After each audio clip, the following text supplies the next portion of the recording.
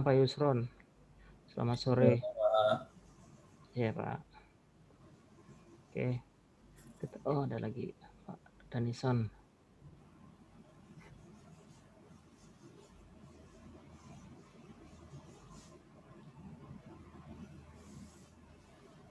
Danison. Itu kan ekspresi juga kan? Ya. Selamat datang Pak Danison. Selamat sore. Selamat sore Pak Usman. Waduh ya semangat sekali nih suaranya. Sehat Pak. Iya alhamdulillah sehat. Oke. Kita mulai saja ya. Ini ada pesertanya ada 9 nih. 8 jadi sebenarnya kurang 7 lagi tapi karena ini waktunya sudah lewat 6 menit kita mulai saja biar apa nanti kita rekam mudah-mudahan bisa acara berjalan koneksi bagus jadi bisa terekam mungkin bagi yang nggak sempat nanti bisa mengikuti dari rekaman ya. Oke, selamat sore semuanya. Assalamualaikum warahmatullahi wabarakatuh. Waalaikumsalam warahmatullahi wabarakatuh. Baik teman-teman, jadi warahmatullahi wabarakatuh. Iya Pak Rifa. Jadi intinya di sini kita sebenarnya sharing aja ya, artinya diskusi tentang diskusi ilmiah ya. Jadi secara yuridis saja. Implementasinya seperti apa? Karena ini peraturan baru. Saya di sini kebetulan lagi di Papua berkomunikasi dengan Dinas Ketenagakerjaan Papua Barat ya. Kami ada pengawasnya di situ. Saya bertanya gimana nih Bu implementasinya. Mereka pun sebenarnya masih bingung ya dengan peraturan baru ini. Mereka belum ada sosialisasi bagaimana implementasinya, walaupun secara de jure, secara fakta hukumnya sudah berlaku ya peraturan baru ini. Ya namun karena mungkin di lapangan takut terjadi masih dikhawatirkan terjadi kesalahpahaman atau salah penafsiran, makanya kemudian mereka masih menunggu instruksi dari Kementerian Pusat gitu. Nah itu yang kemudian disarankan mereka. Ya, oke. Slide berikutnya ya. Jadi ini kita hanya akan bahas tentang PP 35 ya. PP yang mengenai nomor 2 itu ya, PP tentang perjanjian kerja waktu tertentu, alih daya, kemudian waktu kerja dan waktu istirahat, dan PHK ya. Ini tergolong baru, jadi PP ini mencakup beberapa permen yang sebelumnya sudah ada ya, tentang perjanjian waktu PKWT itu kan diatur di pasal itu ya 100 ya, Permen 100 ya, tahun 2004. Kemudian alih daya bahkan sudah berkali-kali direvisi ya. Yang terbaru itu masih tahun 2019 saya ingat tuh, bahkan saya sudah bikin artikelnya, tapi ternyata juga sudah dengan adanya PP ini ada juga perubahannya. Kemudian waktu kerja dan waktu istirahat, nah ini agak unik ya, masih meskipun ini diatur tapi permen-permen yang mengatur tentang waktu kerja dan waktu istirahat itu dinyatakan masih berlaku ya, 5 permen itu yang ada di waktu kerja di area migas ya, di hortikultura, di perkebunan dan sebagainya. Ini dinyatakan masih berlaku. Dan serta PHK ya. PHK ini yang membuat undang-undang ini atau peraturan ini jadi kontroversial ya. Karena di sana banyak sekali perubahan cara menghitung pesangon dan sebagainya. Oke. Baik ya teman-teman, sekali lagi ini forumnya diskusi, jadi apa yang saya sampaikan ini benar-benar juga dasarnya adalah bahan ini dari kementerian ya, dari beberapa kolega saya yang ada punya channel ke kementerian ya, jadi saya dapatkan materi ini gitu.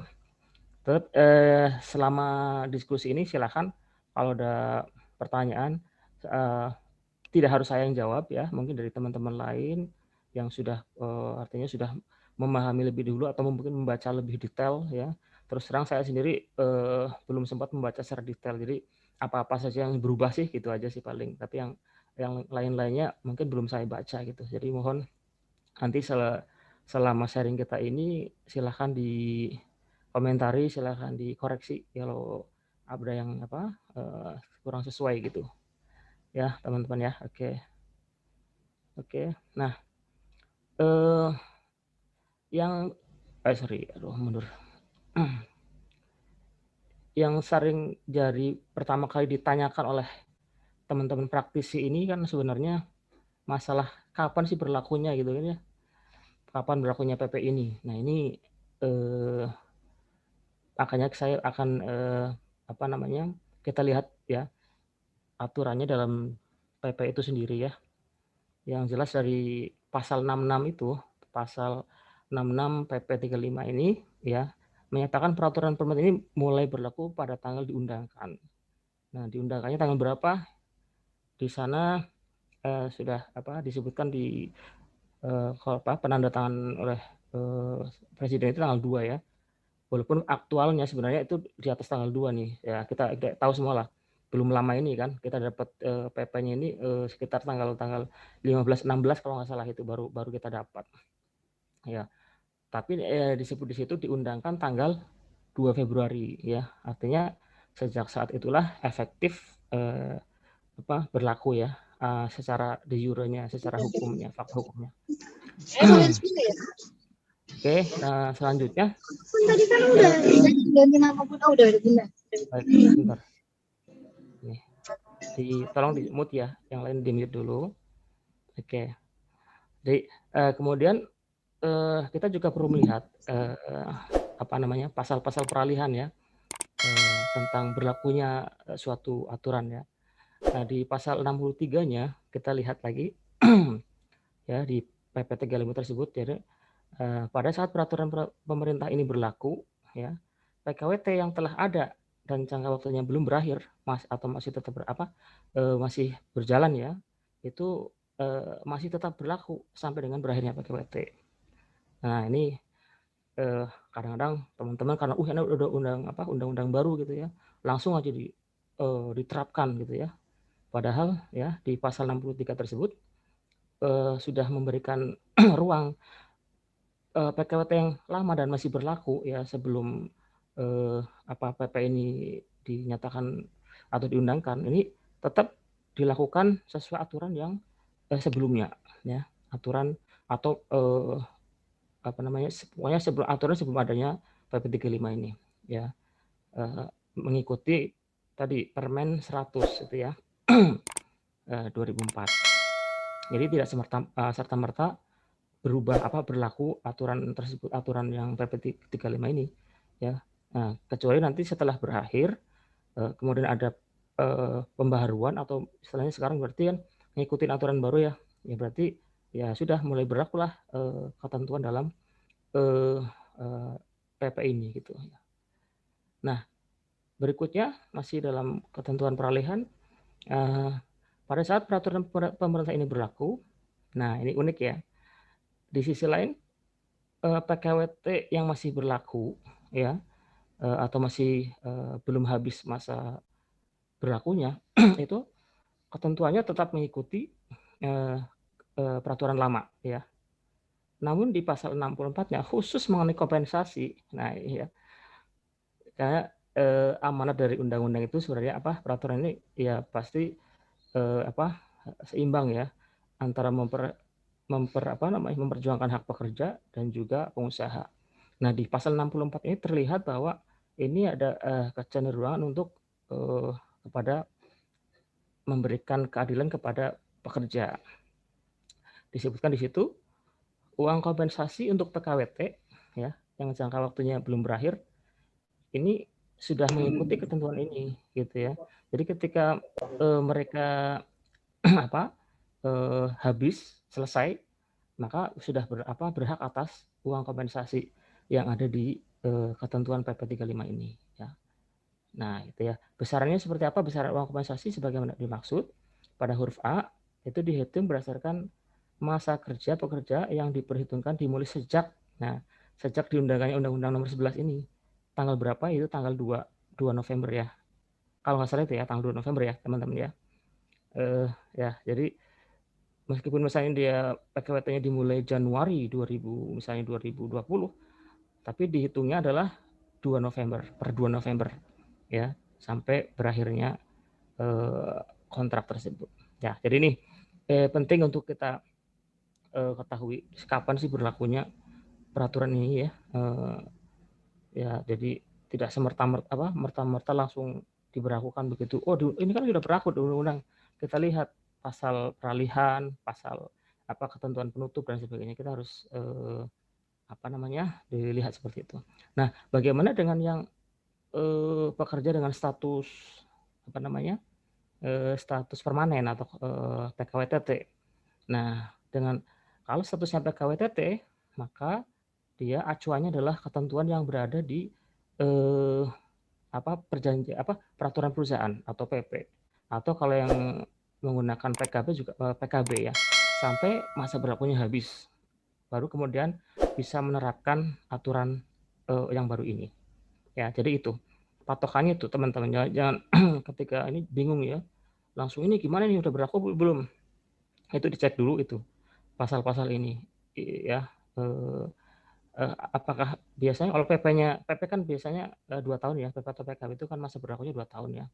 Ya, kalau misalnya dia sebelum undang-undang UCK ini berlaku ya 2 November, kemudian sebulan sebelumnya ada pembaharuan PP atau PKB yang akan berlaku 2 tahun ke depan, otomatis 2 tahun ke depan ya itu masih menggunakan peraturan lama, kecuali ternyata di tengah jalan disepakati ya antara pekerja dan pengusaha bahwa ini akan kemudian mengikuti ketentuan yang baru atau peraturan yang baru, seperti itu ya, melalui bipartit tentunya. Oke, sampai di sini ada ini teman-teman, tolong ini diskusi ya.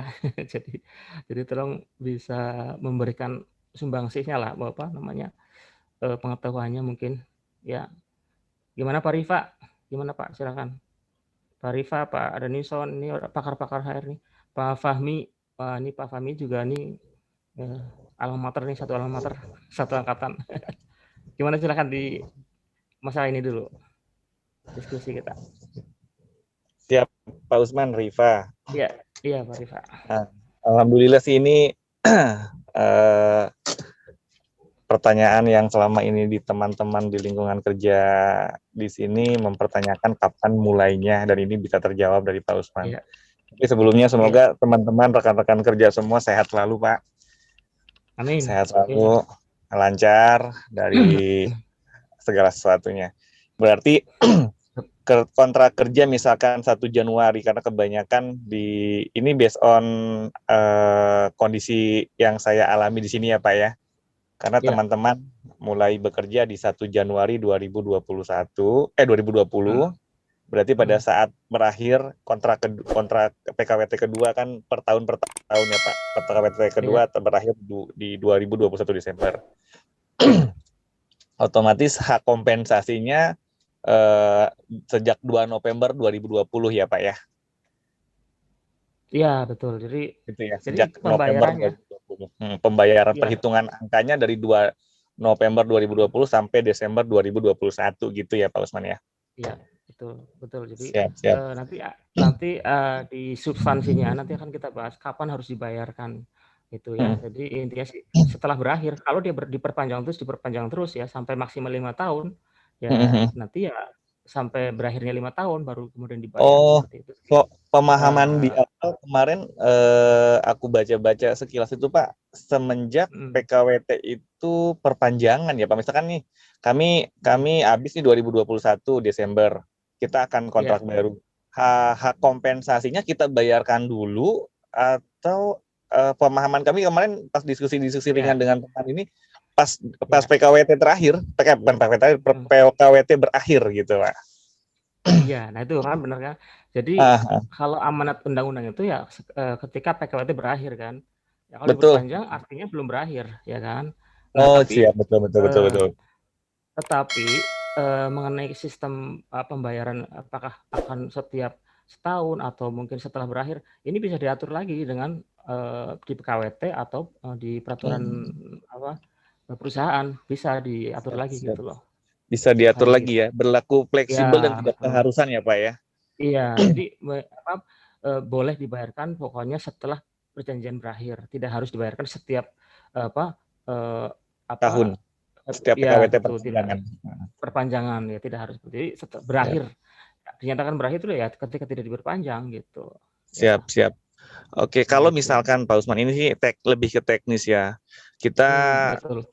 teman-teman omnibus, teman-teman pekerja udah paham nih tentang cipta kerja kayak gini, bahwa mungkin persepsinya mereka buat setelah PKWT sebelum diperpanjang mereka punya hak untuk kompensasi 1 tahun ke belakang gitu kan. Nah, Iya. itu boleh kan perusahaan juga untuk membayarkan. Tapi teknisnya kita enak dengan apa ya? Misalkan ya dengan mengikat untuk biar mereka nggak nuntut lagi waktu setelah itu gitu loh. Ya dengan apa gitu Pak Usman? Maksudnya ada bukti pembayaran, hanya bukti pembayaran kah, atau ada lembar khusus kah, atau apa gitu? Ya tadi saya bilang yang disepakatinya seperti apa. Kalau misalnya disebutkan di PKWT bahwa pembayaran kompensasi adalah ketika setahun misalnya, setelah setahun misalnya, atau setelah sebelum perpanjangan atau gitu gimana. Nah, itu salah satu bukti yang bukti bahwa itu adalah jadwal pembayaran yang dibuktikan lagi dengan bukti transfer misalnya seperti itu, atau slip, masuk dalam slip, itu cukup, saya pikir itu untuk cukup lah ya. pembuktian. Iya gitu, nggak harus ada kayak perjanjian bersama ya, jelimet gitu loh, nggak perlu seperti itu. Nggak perlu seperti itu ya. Itu sih teknis banget ya, itu teknis banget, bisa diatur di teknis. amanat undang-undang. Hanya artinya kalau orang selesai PKWT itu harus diberikan kompensasi.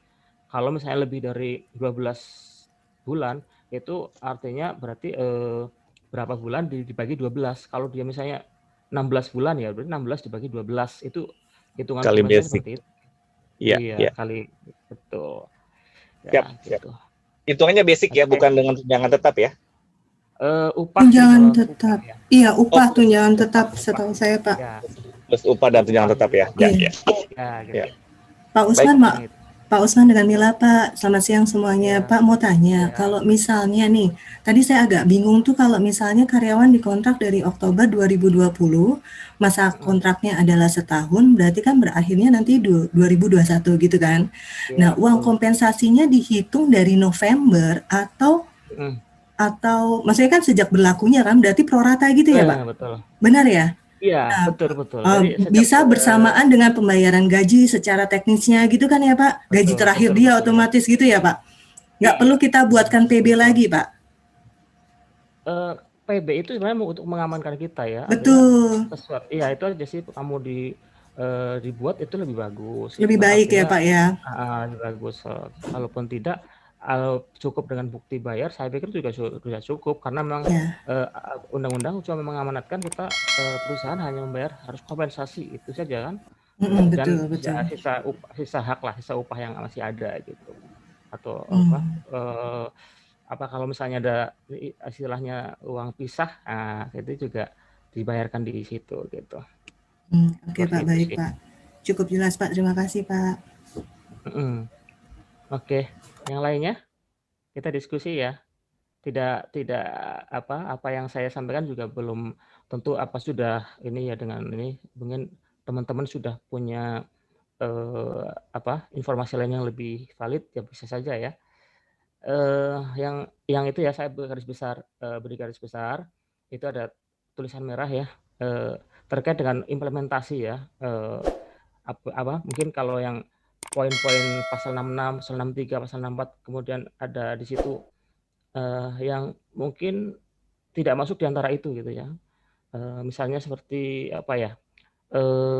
ya secara PKWT ya, terutama ini yang yang permanen, yang permanen ya. Itu kan tadi saya bilang kalau PP-nya atau PKB-nya itu ya, otomatis tetap ya ngikutin PP atau PKB sampai selesai PP PKB-nya. Ya, tapi ternyata pas ada kasus misalnya bersamaan dengan berlakunya aturan ini, ya PP ini, kemudian PP-nya habis. Nah, gitu ya. PP-nya sudah habis, expired, harus diperpanjang ya atau diperbaharui. Otomatis perusahaan akan mengikuti yang PP yang terbaru kan, semestinya gitu ya. Tapi biasanya ada perlawanan itu loh, ada dari apalagi pekerja kontrak pekerja permanen yang sudah tahu hitungannya akan menurun gitu ya dari yang peraturan terdahulu gitu. Nah, ini saya sarankan lakukan konsultasi dengan dinas ketenagakerjaan ya di wilayah masing-masing ya. Ini biar apa? Biar kita punya ini punya basis lah gitu ya, legal basis gitu kan. Kadang-kadang gini, kadang-kadang kita sudah sesuai dengan aturan ya, tapi dinas ini tidak mau juga dikomplain oleh pekerja, oleh SPSI misalnya. Nah, makanya ketika kita mungkin adakan mediasi, kita tetap dikalahkan gitu loh. Nah, ini yang kita tidak mau. Nah, jadi sejak awal mungkin kita minta ya sebagai HR kita konsultasi dulu dengan dinas ketenagakerjaan ya di wilayah masing-masing, dengan penguasa, dengan yang menangani hubungan industrial gitu ya. Nah, perlu ada semacam pokoknya tertulis di situ. Dia ngomong apa? Itu dia mengarahkan kita menerapkan apa dulu nih misalnya ketika kita di wilayah abu-abu ya. Nah, ini penting sekali buat kita menjelaskan ke manajemen. Loh, manajemen kan maunya langsung nih menerapkan PP ini misalnya karena wah ternyata pesangonnya kita perlu membayarnya lebih sedikit misalnya. Nah, manajemen maunya harus diterapkan gitu. Pekerja yang permanen tidak mau gitu ya. Itu seperti itu. Nah, ketika terjadi ini saya sarankan lakukanlah konsultasi ya. Kita tidak bisa ini yang benar gitu. Nah, kadang-kadang kita benar tapi tetap aja dikalahkan ketika kita di mediasi di di Senaker gitu. Saya pikir itu sih ya, tolong di ini. Oke. Pak, ya. Lagi Pak, ini kan kebetulan kan PP-nya perusahaan saya itu kemarin baru saja diperpanjang di bulan Januari, berlaku 2 tahun ke depan. Dan di situ memang secara misalnya pesangon dan lain-lainnya itu mengacu pada undang-undang yang berlaku, tertulisnya begitu. Karena kan kemarin karena maksudnya memang kondisinya kan kita tahu ada perubahan, tetapi finalnya bagaimana kan belum tahu. Jadi dengan kondisi seperti ini, kalau ada karyawan kami yang dalam waktu dekat ini pensiun, harusnya sudah bisa saya berlakukan sesuai dengan hitungan ini ya Pak. Karena kan di PP-nya diatur seperti itu. Betul ya Pak ya? Itu bagus lah, bisa mengakali. Jadi memang lebih baik seperti itu ya. Kita tuh jangan terlalu detail. Detail bagus sih, tapi ketika terjadi seperti ini ya, perubahan gitu ya. Nah, kalau misalnya mengacu undang-undang yang berlaku, artinya ya apa yang berlaku saat ini ya itulah yang dipakai. Tapi kalau di PP-nya menyebutkan bahwa pesangon akan diberikan kepada 2 kali misalnya. Nah, betul. Itu ya tetap harus 2 kali. Walaupun undang-undangnya sudah menyebutkan boleh 1 kali gitu. Nah, jadi kecuali mungkin kita bisa lakukan bipartit terus kita lakukan PB juga kesepakatan gitu mungkin bisa kali ya Pak. Kalau misalnya terlanjur PP-nya diatur seperti itu gitu. Bisa. Betul kan ya Pak ya? Bisa ya? Betul, bisa sekali. Ya, itu yang jalan terbaik ya seperti itu ya Pak, perundingan bipartit gitu kan. Betul. Gitu. Terus kalau ini Pak, misalnya contoh perusahaan mengalami kerugian. Nah, yang dianggap mengalami kerugian secara otomatis kita harus melaporkan neraca keuangan gitu berapa tahun ke belakang ya Pak? Kalau di itunya Pak, itu masih sama ya 2 tahun gitu ya. 2 masih tahun sama ya? dengan yang sebelumnya. Ya 2 tahun saja itu. Jadi pokoknya ada hal-hal baru ya yang di peraturan sebelumnya tidak ada, yang di PP ini yang baru itu ada, yang kemudian diatur gitu. Termasuk rugi atau tidak rugi, berturut atau tidak berturut-turut itu diatur ya. Kalau di yang lama kalau nggak salah harus berturut-turut ya sama 2 tahun. Tapi di PP ini tidak berturut-turut pun bisa gitu loh. Nah, ini yang agak ini mungkin baru gitu ya. Koreksi kalau saya salah ya. Tapi kalau sepengetahuan saya seperti itu. Selamat datang Pak Franky. Pak Franky. Iya Pak. Oke. Baru bergabung. Ini pas seru-serunya nih. Ini apa yang di kasusnya ini Bapak nih. Waduh. Iya. Betul. Ini Pak ya. Ya itu jadi kita sudah membahas dari ini sih. Intinya itu Pak, ada kita tentang berlakunya kapan, ini kita melihat dari pasal 3 PP 35 itu sendiri ya, dari pasal 66, 63 dan 64. Jadi apa sih sebenarnya yang kapan bisa diberlakukan gitu ya. Nah, itu yang mungkin karena kalau kita ulang ya terlalu ini Pak ya, nanti bisa diikutin lah Pak. Bisa. Kita kalau ada rekamnya lah, ada rekamannya nanti ya. Oke. Kita lanjut. Oke. Nah, kita langsung ke poin-poinnya ya. Pak, maaf mau nanya dulu, boleh Pak? Ya, silakan. Nah, Pak mau nanya yang pertama, kalau misalnya untuk kan itu berlakunya 5 tahun ya Pak, maksimal dengan perpanjangan ya Pak, untuk yang PKWT. Nah, pengaturannya itu diatur oleh masing-masing perusahaan atau ada ketentuannya Pak? Misalnya boleh langsung misalnya 4 tahun plus 1 tahun perpanjangan, atau kontrak 3 tahun plus 2 tahun perpanjangan.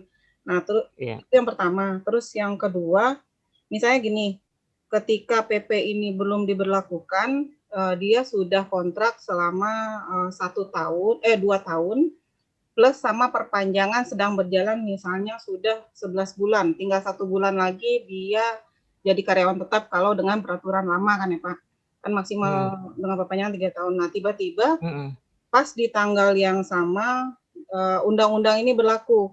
Nah, tanggal 3 misalnya, dia itu tanggal 3 harusnya sudah karyawan tetap. Nah, dengan kayak gini nih, apa dia di stop dengan langsung jadi karyawan tetap atau bisa diperpanjang lagi sampai 5 tahun? Ya, mungkin saya jawab dulu ya, menurut pengetahuan saya. Jadi yang pertanyaan nomor 2 itu dijawab dengan pasal 63 Bu. Ya, jadi walaupun tinggal sebulan, ya berarti tetap yang berlaku adalah yang PKWT lama, peraturan lama. Jadi ketika memang dia harus diangkat ke permanen, ya itu ya mengikuti aturan itu, dia sudah perpanjangan, sudah pembaharuan ya, kemudian akan dikontrak lagi, otomatis yang berlaku adalah yang peraturan yang lama, karena pasal 63 itu masih mengatakan demikian gitu ya. Jadi ketentuan langsung ikut ya ini. Jadi yang langsung ikut adalah kompensasi ya, yang langsung ikut ya, yang kompensasi aja nih, yang kemudian yang langsung ikut dengan aturan ini adalah di pasal kompensasi ini ya, karena di situ disebutkan uang kompensasi ya yang KWT belum berakhir diberikan sesuai dengan ketentuan dalam peraturan pemerintahan ini. Udah jelas sekali nih ya. Jadi dihitungnya dari mana ya, dari sejak Undang-Undang Cipta Kerja berlaku, yaitu tanggal 2 November. Jadi per 2 November sampai berakhirnya si PKWT tersebut, ya itulah haknya dia untuk mendapatkan kompensasi. Nah, kalau tadi Ibu bilang boleh 4 tahun setahun. Nah, di PP ini tidak mengamanatkan demikian, tidak seperti yang di Undang-Undang 13 ya, bahwa ada rumusnya 212 ya kalau nggak salah ya, 2 tahun maksimal 2 tahun untuk PKWT pertama, kemudian perpanjangan setahun maksimal dan dapat diperbaharui 2 tahun, kan 5 tahun juga ya. Nah, tapi tidak ada rumusnya. Di PP ini tidak ada. Artinya apa? Bisa aja 3 bulan sampai 5 tahun. Bisa aja seperti itu teknisnya. Iya, bisa seperti itu. Dan tanpa jeda gitu ya, Pak? Tanpa jeda gitu. Tapi benar-benar dibatasi 5 tahun gitu. Ya. Setelah 5 tahun gimana? Ya. Gimana, Bu? Berarti bisa diatur masing-masing perusahaan sesuai kebutuhan berarti. Betul. Saya pikir seperti itu ya. Kita lihat pokoknya memang ini undang-undang baru, karena implementasinya di lapangan nanti mungkin dari dinas menyarankan seperti apa ya. Mungkin ada tiba-tiba ada permen lagi keluar nih. Kita belum tahu nih ada permen lagi apa enggak nanti setelah ini ya. Setelah mungkin implementasi di lapangan terjadi apa misalnya agak ini gitu ya. Pasti akan muncul lagi nanti permen seperti itu yang akan mengatur biar mungkin lebih seragam atau bagaimana ya, saya tidak tahu. Tapi untuk sebelum itu aturan yang mengatur pembatasan teknis harus berapa tahun kemudian itu tidak ada ya, seperti itu. Boleh 3 bulan, kemudian setahun, kemudian setengah tahun. Yang penting total dari dia pertama dikontrak sampai terakhir itu adalah 5 tahun gitu aja sih. Nah, itu pengertiannya. setelah 5 tahun Pak Usman habis kontrak. Nah ini dia. Ya sama aja kalau itu setelah pembaharuan bagaimana? Ya kan? Ya kan sekarang perusahaan juga atau teman-teman ya ngakalinnya udahlah, pokoknya selesai dulu, kamu lamar lagi misalnya. Nah itu kan nggak ya bisa ini, terus bagaimana Taktik ya undang-undang Pak, mau. taktik ya. Nah kayak gitu, kadang-kadang implementasi seperti itu. Secara ini sih kalau memang dia sudah 5 tahun ya tidak boleh dikontrak lagi, harus di permanenkan gitu. Ya. Nah, bagaimana itu lah implementasinya gitu. apa aturannya kalau misalnya dia mau dikontrak lagi nih Pak, kontrak lagi dengan PKWT, aturannya masih sama kayak yang lama nggak Pak? Yang kalau nggak salah itu kan dijeda 30 hari ya? Nggak ada. Nggak ada ya? Ya. Tidak ada jeda Bu.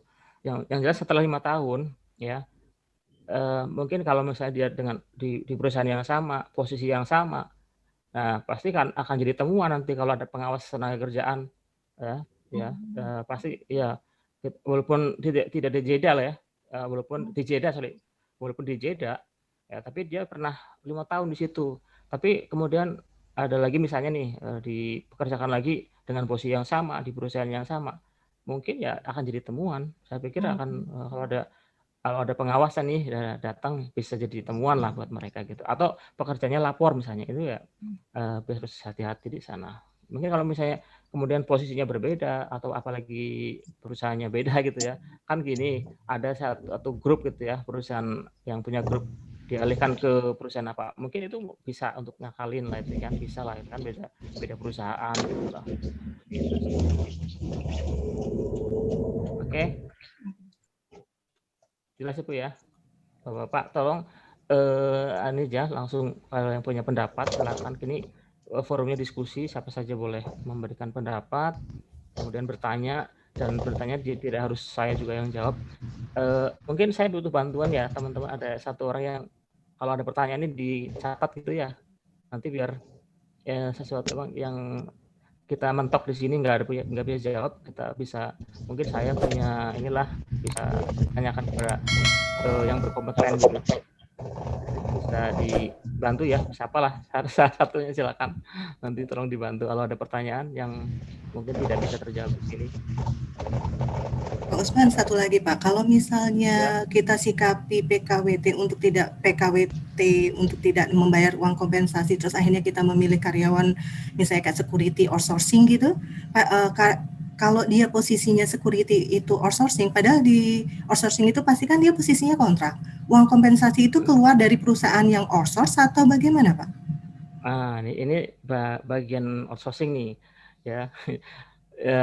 Oke lah, nggak apa, kita ini aja ya, nggak harus urut ya, apa pertanyaannya kita coba jawab. Jadi di dalam alih daya ini, aturan yang yang terbaru ini yang signifikan adalah semua tanggung jawab terhadap pekerja itu adalah perusahaan outsourcing, bukan pemberi kerja ya. Tidak ada kaitannya lagi dengan pemberi kerja. Artinya gini, kita punya pekerjaan kemudian di outsourcingkan ya. Jadi hubungan pekerja itu adalah hanya dengan si perusahaan outsourcing, tidak ada kaitannya lagi dengan si kita yang pemberi kerja misalnya. Itu tidak ada ya. Kewajiban melindungi hak si pekerja outsourcing itu ya hanya tanggung jawab di perusahaan outsourcing. Kalau dulu kan tidak. Kalau yang peraturan maaf sebelumnya, jadi pemberi kerja dan perusahaan outsourcing itu bertanggung jawab untuk menjaga hak-haknya si pekerja outsourcing ini gitu. Nah, untuk yang kali ini yang undang-undang peraturan PP 35 ini tidak, semua semua ya tadi, kalau dia security itu adalah pekerja atau karyawan dari outsourcing, maka dia hak kompensasinya ya dari perusahaan outsourcing ya kan, dari perusahaan yang mengelola dia. Terus dia dari mana ya? Itu bisnis to bisnis ya, dari perusahaan outsourcing ke pemberi kerja, itu bisnis, berarti itu harus salah satu komponen yang harus bisa ditagihkan gitu loh, seperti itu. Kira-kira seperti itu ya Bu. Terima kasih Pak. Iya gitu. Mungkin ini Pak Ervana Sadikin kayaknya masih diem aja. Pak Ervana gimana, tolong di Halo? Halo. Oke. Kita lagi ya. Oke, kita diskusi nih forumnya, jadi santai saja dan mungkin jawaban saya juga nanti bisa diperdebatkan ya. Oke, ini tentang PKWT dan alih daya dalam Cipta Kerja. Kita lihat di layar bahwa substansi pokok PKWT ya dan alih daya dalam Cipta Kerja itu PKWT dilaksanakan berdasarkan jangka waktu atau selesai pekerjaan tertentu. Kemudian PKWT hanya dapat dibuat untuk pekerjaan tertentu yang menurut jenis dan sifat atau kegiatan pekerjaannya akan diselesaikan dalam waktu tertentu. Ya, ada 5 kategori yang bersifat tidak tetap. Oke, jadi sudah di sini sudah jelas sekali ya, clear sekali. Jadi dibedakan hanya dua nih, dua yang berdasarkan jangka waktu dan selesai pekerjaan. Kalau yang peraturan yang sebelumnya ya, yang tentang apa namanya PKWT ini yang Permen 100 ini ada berapa macam ya? Mungkin ada ingat ya? Ada yang karena apa produk tertentu, kemudian apalagi itu pembagiannya benar-benar ke objek gitu ya, ke objek pekerjaan. Kalau ini tidak, dibagi menjadi dua saja, jangka waktu dan selesai pekerjaan. Tapi di situ nanti dibagi lagi yang termasuk jangka waktu itu apa ya, yaitu termasuk apa adanya produk baru tersebut gitu ya. Kemudian yang apa namanya percobaan apa gimana tuh? Saya lupa itu kata-katanya ya.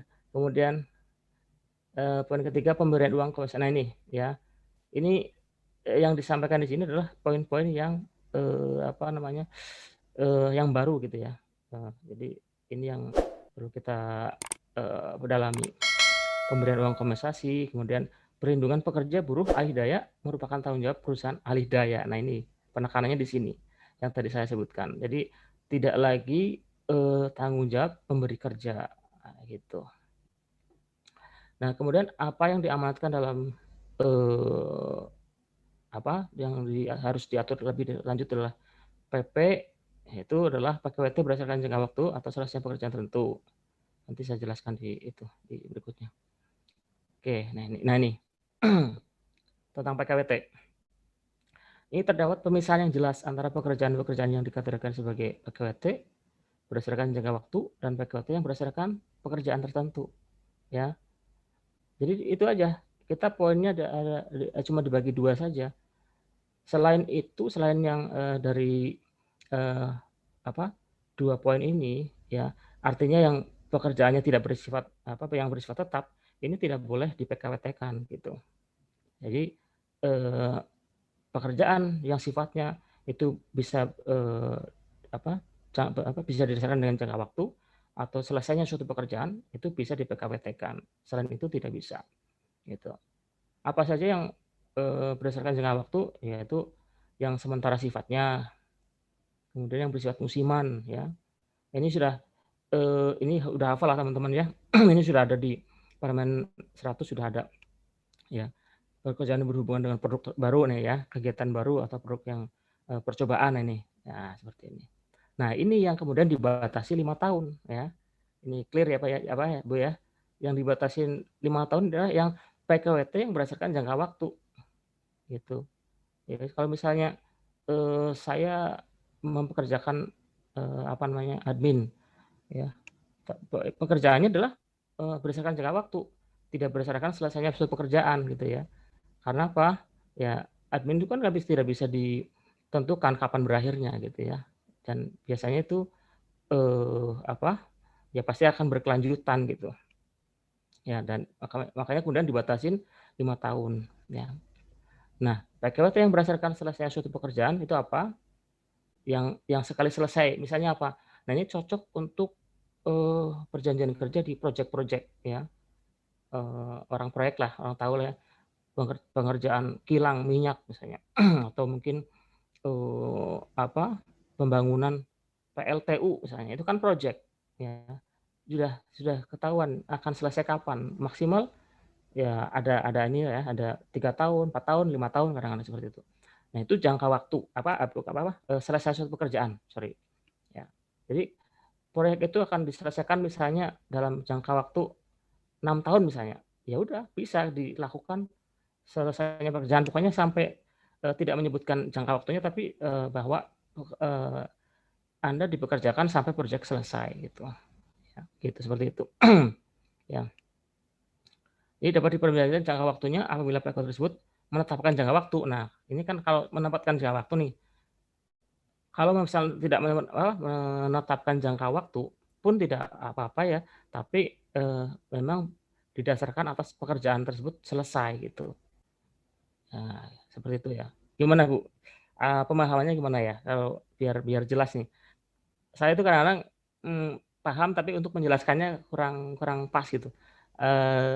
Mungkin yang lain bisa menjelaskan Bu poin ini, Bapak Ibu. Halo?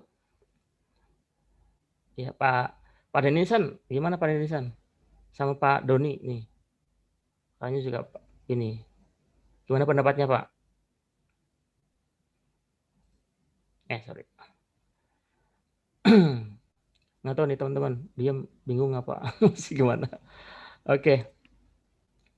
Jadi ya kalau menurut saya sih sebenarnya udah clear sekali ya. PKWT berdasarkan jangka waktu dan PKWT yang berdasarkan selesainya suatu pekerjaan.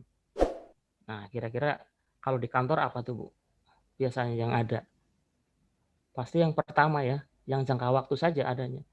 Kalau yang di kantor-kantor ya, di kawasan industri gitu ya, tidak mungkin berdasarkan selesainya suatu pekerjaan gitu loh. Ya jarang sekali lah ada ya, gitu. Karena sudah pasti continue terus ya pekerjaan di kawasan perkantoran atau kawasan industri. Beda dengan kawasan daerah-daerah proyek tertentu ya. Kayak ini ya, saya di Papua nih, LNG ini udah jelas waktunya tidak akan lebih dari 5 tahun. Ini bisa dilakukan bisa berdasarkan ini selesainya suatu pekerjaan gitu. Jadi kalau PK-nya menyebutkan di kontrak sampai proyek selesai itu sudah dibolehkan seperti itu gitu. Ya, tapi pun kalau diberikan jangka waktu ya, dan di jangka waktu misalnya kira-kira proyek ini selesai 5 tahun ya. Oke, akhirnya dibikinlah perjanjian 5 tahun. Ternyata proyeknya tidak selesai. Nah, ini masih boleh diperpanjang lagi sampai proyeknya berakhir. Artinya ini lebih dari 5 tahun kalau yang ini. Ya, Bapak Ibu ya, jelas ya? Kira-kira seperti itu? Halo? Jelas, Pak. Ya, jelas Pak, jelas Pak. Takut ini apa namanya? Takut udah pada tidur ya Pak? Bagus. Enggak, atau sinyal saya kurang bagus. Jangan saya udah ngomong banyak nggak masuk gitu. Oke. Baik. Ya itu Pak Pauye, mau tanya aja nih. Iya. Kalau kontraknya belum habis kayak dipindah. Berbingung ya? Pauye, Feedback. Doni Pak. Iya Pak. Ya, feedback nih Don. Belum habis terus bisnisnya udah selesai lah gitu. Itu sisa kontraknya dibayarkan atau gimana? Nah, itu kalau ini sifatnya apa? Dia berdasarkan suatu pekerjaan atau jangka waktu? Ya. Kalau dia berdasarkan pekerjaan, ya begitu selesai walaupun jangka waktunya masih ada, ya selesai. Itu yang diamanatkan dari PP ini. Gitu. Tapi kalau dia berdasarkan jangka waktu, kalau kemudian dia harus diputus gitu ya, selain dapat kompensasi, ya sisa kontraknya masih berhak juga dia, gitu. Jadi pasal 62 ya, kita saya kembali lagi ya. Tidak semua ketentuan dalam undang, teman-teman, ini poin penting nih. Jadi jangan anggap Undang-Undang 13 sudah tidak ada ya. Pasal-pasal yang sudah tidak berlaku adalah pasal-pasal yang diubah dan dihapus oleh Undang-Undang 11 tahun 2021 atau Undang-Undang Cipta Kerja. Ya, jadi pasal 62 yang memberikan pekerja salah satu pihak harus membayar ganti rugi itu tetap ada gitu. Jangan lupa ini ya. Itu tetap ada ya. Tidak kemudian tidak ada ya. Walaupun dapat kompensasi adalah masa kerja dia. Ya. Kalau kebetulan dia kompensasinya ada ya. Dia berhak atas kompensasi misalnya 1 tahun. Nah, ternyata dia mengundurkan diri padahal masih ada sisa tahun. Bisa jadi itu impas gitu kan. Ya, jadi si pekerjanya harus didenda karena mengundurkan diri dengan membayar sisa kontrak misalnya. Sedangkan dia juga punya hak untuk kompensasi. Nah, itu bisa diperhitungkan seperti itu. Ya. Tapi ini masih ini sekali ya artinya.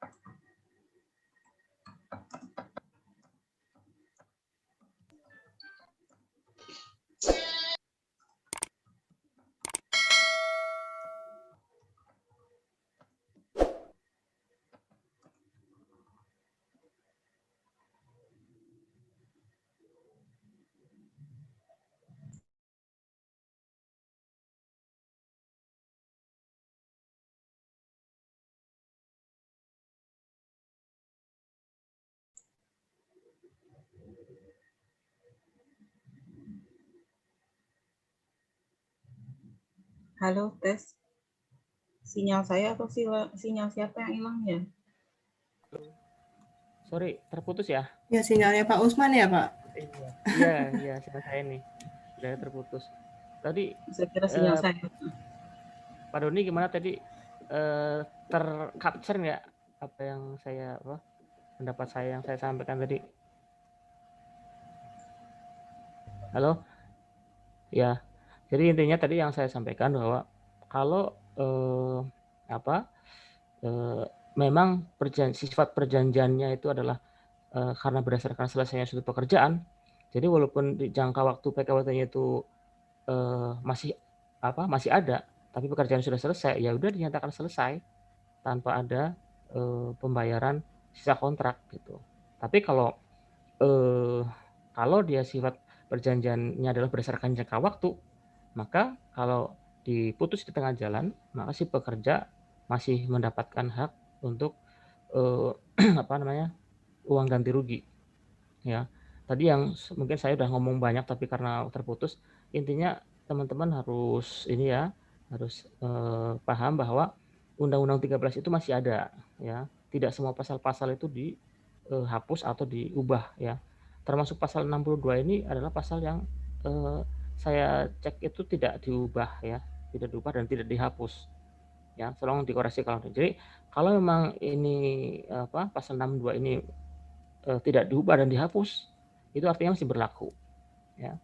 Jadi barang siapa yang salah satu pihak yang mengakhiri hubungan kerja, ya, salah satu pihak, maka berkewajiban untuk mengganti kerugian sebesar sisa kontrak. Nah, gitu. Jadi kalau misalnya si pekerja ini ya karena sudah kompensasi sudah berjalan, misalnya sudah berlaku, dia setelah dia ada kontrak 2 tahun, tapi setelah setahun dia mengundurkan diri misalnya, ya, artinya dia berhak atas kompensasi setahun, tapi dia juga berhak atas harus membayar kerugian sisa kontrak. Nah, ini ya harus diperhitungkan juga gitu. Kompensasinya dipotong dengan kewajibannya untuk mengganti kerugian. Itu bisa seperti itu. Oke. Ya. Ya sih Pak, ini yang harus dijelaskan kan kita kadang di atas kita itu kan ada direksi, ada ini yang tidak terlalu memahami bahwa 13 ini enggak semuanya itu yang berubah gitu.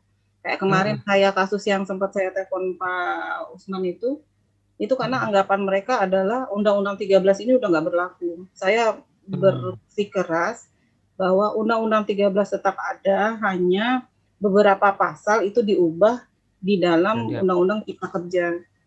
Mungkin ini sih yang harus kita kasih pemahaman ke entah itu pekerja, entah itu ke direksi kita. Betul Bu. Iya. Karena Undang-Undang Cipta Kerja itu banyak juga yang tidak mengatur ini ya, arti kayak misalnya tentang perselisihan hubungan industrial itu tidak ada di Cipta Kerja, adanya di 13 ini Pak. Kita pasti pegangannya adalah Undang-Undang 13. Kemudian mengenai organisasi serikat pekerja gitu, seperti itu kan tidak ada. Nah, ini tetap menggunakan Undang-Undang 13 seperti itu. Jadi tidak serta-merta langsung. Jadi apa yang dihapus atau diubah saja itulah yang kemudian tidak berlaku. Dan yang saya pelajari, undang-undang dihapus ketentuan yang dihapus atau diubah itu adalah ternyata adalah ketentuan yang sudah mendapatkan uji materi ya, uji materi di MK, artinya sudah memang tidak berkekuatan hukum mengikat gitu loh. Nah, itu yang kemudian banyak yang dihapus ya. Seperti itu sih. Oke. Pak Usman, mau tanya, kalau misalnya tadi yang Pak Doni sampaikan bahwa misalnya PKWT berdasarkan selesainya suatu pekerjaan tertentu, di kontraknya kan 5 tahun. Tapi pada saat 3 tahun berjalan sudah selesai kan proyeknya misalnya. Berarti uang kompensasi yang kita bayarkan kan kita tidak perlu membayarkan sisa kontrak yang 2 tahun kan? Nah, tapi Enggak, uang betul. kompensasinya yang kita bayarkan yaitu 3 tahunnya. Betul. Oh, oke. Iya, itulah. Nah, terus kalau misalnya PKWT yang berjangka waktu, kita kontrak 5 tahun, tahunnya perusahaan mengalami kerugian, 3 tahun akhirnya tutup misalnya. Berarti kita harus bayarkan ke dia 2 tahun sisa kontrak plus kompensasi 5 kali gitu? Ini yang PKWT Bu ya? Iya betul, jangka waktu, yang Oke. PKWT jangka waktu. Misalnya kita udah terlanjur kontrak 5 tahun, sekali kontrak aja gitu. Tahunnya 3 Iya. tahun berjalan perusahaan tutup gitu. Berarti kita harus Iya. bayar dia sisa kontrak 2 tahun ke depan plus kompensasi 5 kali bukan? Nah, ini termasuk yang saya mohon maaf ini belum ini ya, karena yang ada di PP ini adalah ganti pesangon untuk yang PKWTT ya. Nanti ada di itunya. Cuma kalau dalam hal perusahaan merugi atau kemudian tutup, tapi si pekerjaan adalah statusnya PKWTT, apakah harus membayar? Nah, ini tolong dicatat nih. Ini salah satu bagian yang mungkin akan saya tanyakan nih ke ini ya, ke yang berkompeten ya, Bu. Iya, Tolong Pak. dicatat dulu, tolong Iya, Pak. dibantu ini. Iya, ini bagus nih pertanyaannya. Nah, Jadi terus kalau yang kalau gimana? misalnya akhirnya perusahaan tidak mampu, misalnya terburuknya kita bicara aturan kan kita harus bayar sisa kontrak misalnya ya Pak, terus kita Iya. harus membayarkan kompensasi 5 kali. Nah kita tidak mampu nih, karena kan kondisi perusahaan juga merugi. Kita PB kan, kita bipartit, terus dia misalnya terima dengan angka yang kita tawarkan, padahal dia statusnya kontrak, masalah juga nggak itu? Ya tentunya itu salah satu jalan keluar ya. Jadi nggak nggak harus ganti rugi misalnya. Apalagi dengan kondisi tadi dibuktikan memang tidak mampu dia Betul. perusahaan ya pasti solusinya adalah itu. Nggak mungkin sampai pengadilan pun pasti akan diberikan, nggak mungkin harus dipaksakan perusahaan merugi tapi harus membayar kompensasi seperti itu. Sedangkan kalau nanti kita sampai ya perhitungan ini, teman coba saya saya cek dulu aja yang mana ya tadi. Oke. Makan. Apa? Sip. Sini. Nah, nih. Ya, kita sini aja. Loncat-loncat saja nggak apa-apa ya. Sorry. Ini saya bikin tabel. Kelihatan nggak ya? Halo? Kekecilan sih Pak, tapi nggak apa-apa, saya ada summary juga di ini kok. Oh, sorry. Oke.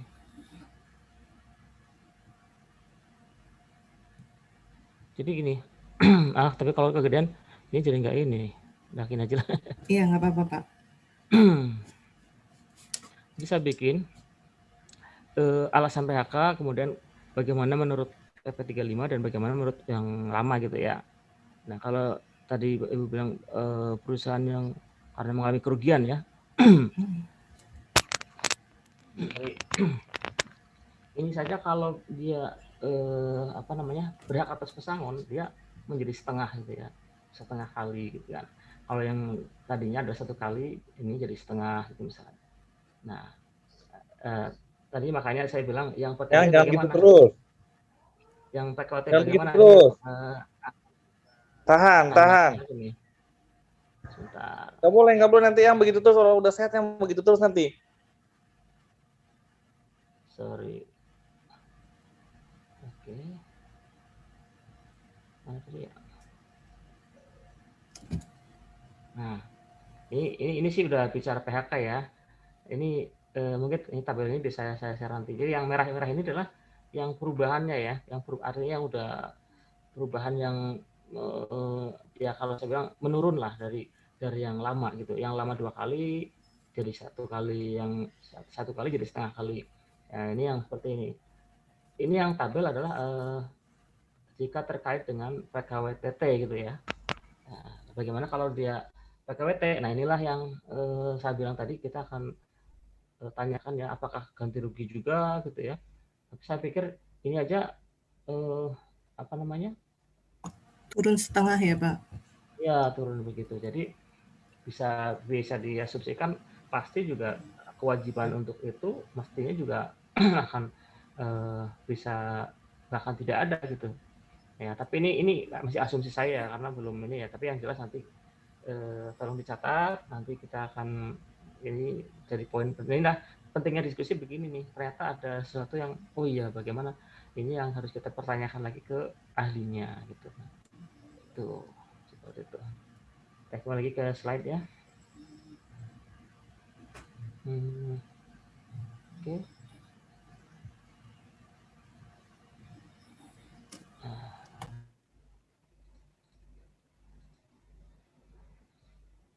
Oke. Lanjut. Ini sudah kelihatan Bu ya? Alih daya. Oke.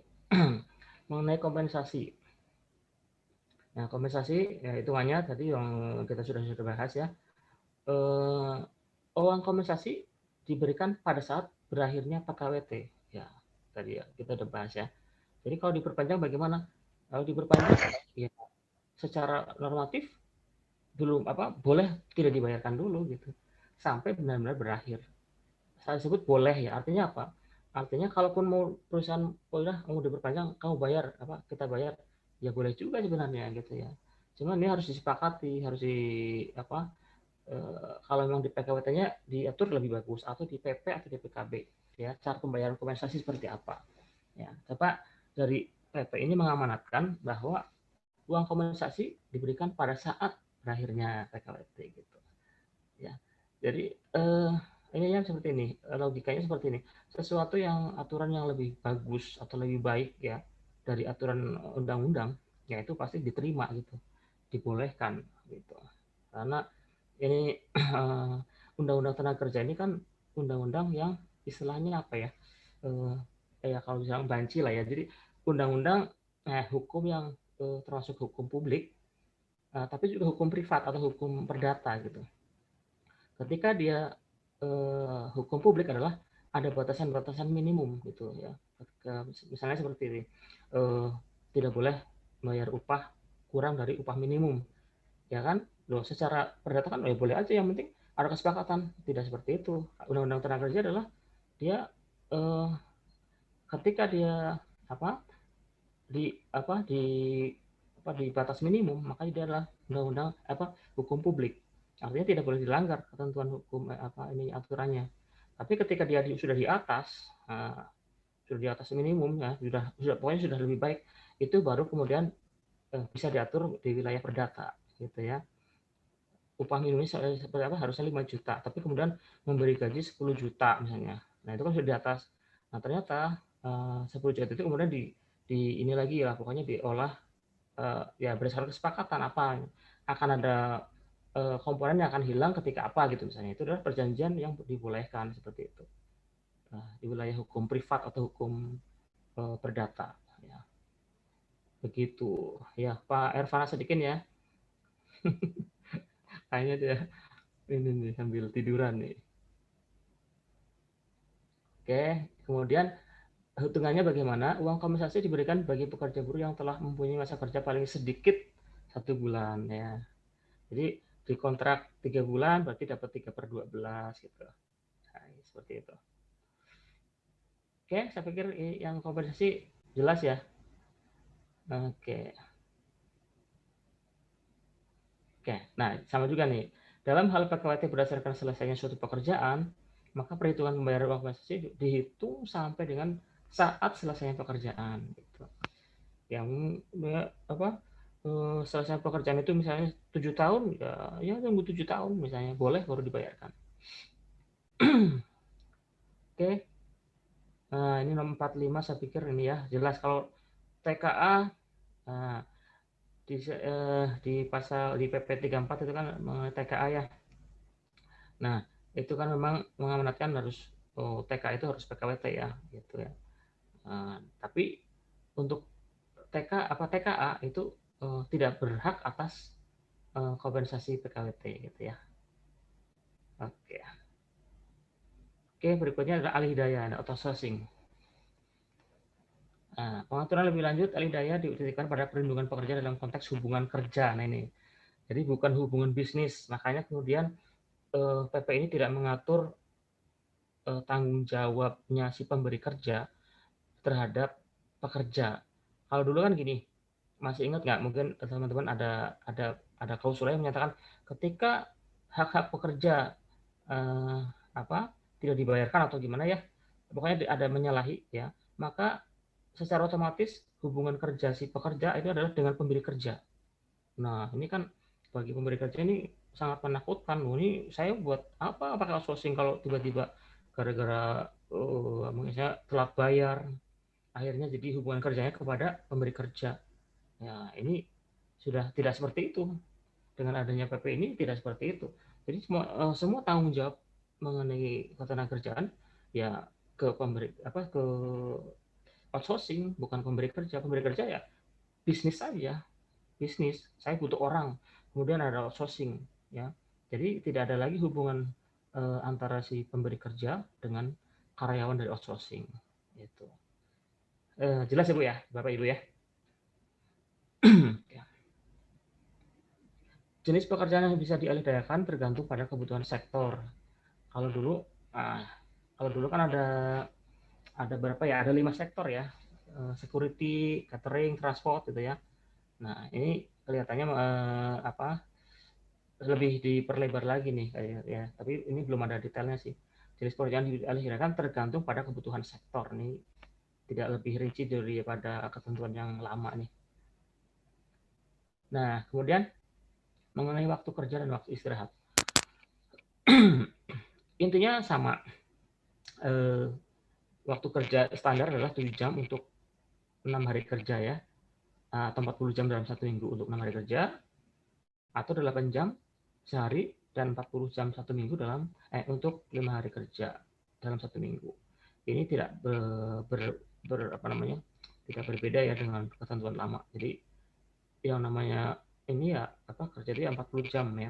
Setelah seminggu 40 jam itu adalah berarti lembur gitu seperti itu. Untuk usaha sektor atau pekerjaan tertentu dapat diterapkan waktu kerja yang kurang atau lebih dari waktu yang kerjaan standar. Kelihatannya sih PP ini mengakomodir perusahaan-perusahaan yang sekarang ini adalah startup ya. Startup itu kan kerjanya bisa dari rumah ya. Saya mungkin cukup bekerja dari rumah menggunakan laptop, cukup 4 jam, 3 jam itu sudah selesai pekerjaan, sudah sisanya bisa jalan-jalan gitu ya. Itu startup seperti itu. Katanya sih di Google enak banget tuh kerja tuh ya. Di kantornya aja udah banyak gamenya gitu kan. Banyak hiburan lah daripada kerjanya. Nah, sekarang apalagi karena pandemi mereka kerjanya di rumah semua dan itu ternyata bisa gitu. Nah, ini salah satu pasal-pasal dalam PP 35 ini tentang waktu kerja waktu istirahat mengakomodir ini ya. Jadi ternyata ada sektor usaha yang tidak harus sampai 7 jam kerjanya gitu dalam 1 hari gitu. Kemudian di poin ketiganya, waktu kerja lembur diubah menjadi maksimal 4 jam. Yang tadinya 3 jam ya. 1 hari dan 18 jam dalam 1 minggu. Nah, ini saya belum bisa memahami secara detail ya pemikirannya ini ya, kenapa bisa kemudian ditambahin 1 jam gitu. Pemberian istirahat panjang dalam perusahaan tertentu. Ya, ini kalau di yang menggunakan roster gitu ya, itu pasti ada waktu istirahatnya adalah misalnya 4 minggu di lokasi kerja, 2 minggu di rumah misalnya, itu adalah termasuk itu ya, seperti itu. waktu kerjanya menggunakan roster, itu sistem roster. Kemudian apa yang harus diatur lebih lanjut dengan PP itu adalah waktu kerja pada sektor usaha yang pekerjaan tertentu, baik yang melaksanakan waktu kerja kurang dari 7 jam ya, atau 8 jam. Waktu kerja lembur dan upah kerja lembur. Ya. Kemudian perusahaan tertentu yang menerapkan istirahat panjang. Oke. Nah ini yang harus kita ini nih perlu kita catat. Penerapan waktu kerja kurang atau lebih dari waktu kerja standar pada sektor usaha atau pekerjaan tertentu harus memenuhi kriteria yang memperhatikan aspek K3 lah ya, dari sisi upah juga ya.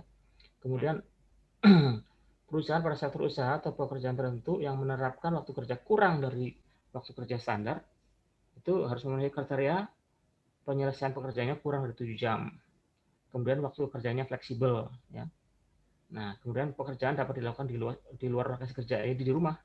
Seperti itu. Jadi ini benar-benar mengakomodir pekerjaan-pekerjaan yang memang bisa dilakukan secara fleksibel, baik waktu maupun lokasi kerja. Oke. Penerapan waktu kerja lembur pada sektor usaha atau pekerjaan tertentu tidak dapat diterapkan bagi perusahaan yang berlakukan waktu kerja. Nah, ini ya. Kalau yang startup itu jangan harap menuntut lembur nih. Jadi karena mereka kurang dari waktu standar, kurang dari 7 jam gitu seharinya. Ya, mereka fleksibel sekali. Tapi mungkin di lain hari mereka lebih dari 1 jam gitu ya. Tapi itu tidak bisa dihitung sebagai lembur. Jadi kalau perusahaan yang menerapkan sistem kerja fleksibel seperti ini itu boleh tidak memperhatikan lembur karena memang pasti seminggunya tidak kurang dari 40 jam seperti itu. Nah, ini waktu kerja. Perusahaan pada sektor usaha atau pekerjaan tertentu yang menerapkan waktu lebih dari waktu kerja standar dapat memilih. Nah, ini ketentuan lama masih berlaku nih. Dapat memilih dan menerapkan periode kerja dan waktu kerja. Pengaturan periode kerja dan waktu kerja tersebut masih menggunakan permen yang lama nih. Saya lupa permen berapa aja. Yang jelas itu misalnya di oil and gas ya. Nah, itu adalah 2:1 misalnya. 2:1 itu maksudnya duanya di lokasi proyek, satunya atau istirahat di rumah itu ya, atau di istirahat intinya. 4 minggu di proyek, 2 minggu dia berhak untuk istirahat seperti itu. Itu yang maksudnya 1:2 gitu. Ada juga yang Permen 4 2014 kalau tidak salah, itu sampai maksimal itu adalah 3 bulan ya. 3 bulan 1 bulan. 12 minggu, 4 minggu itu maksimal. Nah, jika di sana diatur kalau dia memilih waktu kerja itu ada hitungan lemburnya seperti apa. Ya, mungkin bagi teman-teman yang sudah lama di oil and gas atau mungkin di area-area tadi ya yang menerapkan periode kerja pasti tahulah ya hitungannya. Kemudian dalam hal terdapat kebutuhan waktu kerja dan waktu istirahat yang belum diatur dalam PP, pemerintah dapat menerapkan waktu kerja dan waktu istirahat bagi sektor tertentu atau pekerjaan. Jadi mungkin ini memberi peluang saja nih. Ternyata ada sektor tertentu yang unik lagi nih sistem kerjanya. Ini akan diatur lebih lanjut gitu ya. Jadi mungkin selain yang sudah diatur di sini akan ada pengaturan lainnya untuk sektor tertentu yang mungkin baru ditemukan gitu loh. Seperti itu. Pemberian upah kerja lembur dikecualikan bagi pekerja buruh yang termasuk golongan jabatan tertentu. Ini juga sama. Ya. Oke. Yang biasanya bertanggung jawab sebagai pemikir, ya perencana gitu. Oke. Yang uniknya saya kan sedang melakukan audit ya di beberapa perusahaan gitu kan. Karena memang tugas saya di situ itu bekerja dengan upah yang ya di atas UMS sedikit, tapi dia sudah nggak berhak atas lembur. Ya gimana ya, jadi ya mungkin ini ya, memang secara ini dia udah di atas UMSP gitu, tapi sedikit sekali. Tapi kemudian dia tidak berhak lembur gitu loh. Nah, ini ya dari sisi ini keadilannya kurang gitu ya. Tapi walaupun dari normatifnya sudah ini ya sudah masih diperbolehkan. Nah, ini yang banyak teman-teman ini ya tunggu tentang PHK nih, ketentuan PHK. Tadi saya sudah tunjukkan ya tabelnya.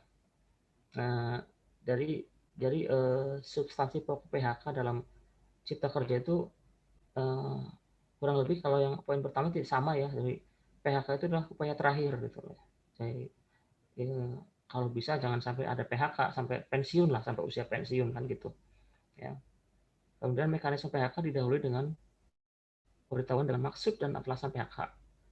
Penting sekali alasan PHK ini karena kaitannya dengan hitungannya nanti haknya gitu ya. Jadi kalau alasan PHK-nya tidak diberitahukan ya nanti si pekerja juga tidak bisa ngira-ngira berapa haknya untuk pesangon gitu kan. Gitu. Oke, saya pikir langsung aja ke ini. Oke, ini muatan RPP nih. Sorry. Jadi muatan peraturan pemerintah ini tentang PHK ini yang pertama adalah mengenai besaran kompensasi, terutama ini yang kemudian menjadi kontroversial ya. Sebelum undang-undang UU CK ini diberlakukan atau diundangkan, ini kan banyak sekali kontroversial ya. Salah satunya adalah mereka memang tidak keberatan dengan perhitungan yang baru karena istilahnya mengurangi ya yang seharusnya mereka dapat dengan ketentuan yang lama gitu. Tapi kalau kita lihat secara keseluruhan ya, justru UUCK ini seperti supaya tidak terjadi ketimpangan gitu ya antara yang PKWT dengan PKWTT. Kalau antara PKWT dengan PKWTT dulu adalah 1:5 gitu misalnya, sekarang mungkin 2:4 gitu ya. Jadi satunya yang di PKWTT ini dikasihkan ke si PKWT, jadi tidak terlalu signifikan perbedaannya gitu ya. Di sisi lain si perjanjian dengan PKWT ini ada kompensasi, tapi di sisi lain si PKWT ini hak-haknya kemudian perhitungannya berkurang ya, khusus untuk alasan tertentu ya. Tapi kalau misalnya yang karena meninggal, pensiun itu sama gitu. Nah, kemudian perubahan besaran kompensasi PHK dititipkan pada perubahan besaran uang pesangon. Oke. Kemudian yang ketiga, untuk alasan PHK tertentu terdapat besaran kompensasi PHK lebih tinggi. Ini lebih tinggi malah ya. Pensiun secara total, saya pikir sih tidak lebih tinggi ya, hampir sama lah gitu ya. Cuma ada ya tambahan aja gitu ya. Kalau nggak salah apa lupa nanti ya ada di tabelnya. Kemudian untuk alasan PHK tertentu dimungkinkan tidak mendapatkan kompensasi PHK berupa uang pesangon dan uang penghargaan masa kerja, tetapi mendapatkan uang pisah. Nah, oke, lanjut. Nah, ini yang ada di pasal 156 ya, UCK ya. Oke. Jadi kalau kita lihat itu sebenarnya kalau dari sini kelihatannya sedikit nih berkurangnya, yaitu yang masa kerja seharusnya bisa dihitung sampai 10 kali bulan upah itu ya, ini sampai 9 bulan upah.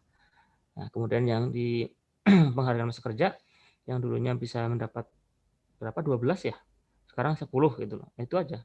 Sepertinya sedikit ya, tapi ternyata ketika di perhitungan berikutnya mengenai mengalih alasan PHK ini akan terjadi perubahan yang signifikan gitu. Oke, di sini ada catatan uang penggantian hak itu meliputi apa saja, yaitu cuti tahun yang belum diambil, biaya ongkos pulang yang untuk pekerja yang keluarganya ditempatkan ke tempat pekerja yang ke tempat pekerja ya buruh diterima bekerja gitu ya. Kemudian hal-hal lain yang ditetapkan dalam perjanjian kerja, peraturan perusahaan dan perjanjian kerja bersama. Ini tergantung dari isi perjanjian. Nah, ini yang tadi tabel. Tadi kan saya Excel adalah sudah saya bandingkan dengan ketentuan lama. Nah, ini yang adalah tabel yang ketentuan yang baru ini ya. Oke. Kalau ini jelas Bu ya. Jadi kalau kita tidak bandingkan memang ini sih agak ini ya. Kalau dulu penggabungan, peleburan dan pemisahan perusahaan. Oke. Kita lihat aja yang tabel itu tadi deh. Bentar.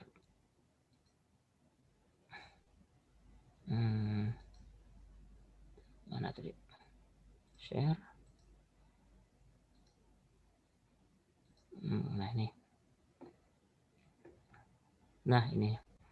Jadi dulu, bukan dulu, peraturannya lama, pasal 156 dan seterusnya ya, itu mengatur tentang besaran PHK, uang pesangon, ketika alasannya adalah penggabungan atau peleburan dan pemisahan perusahaan.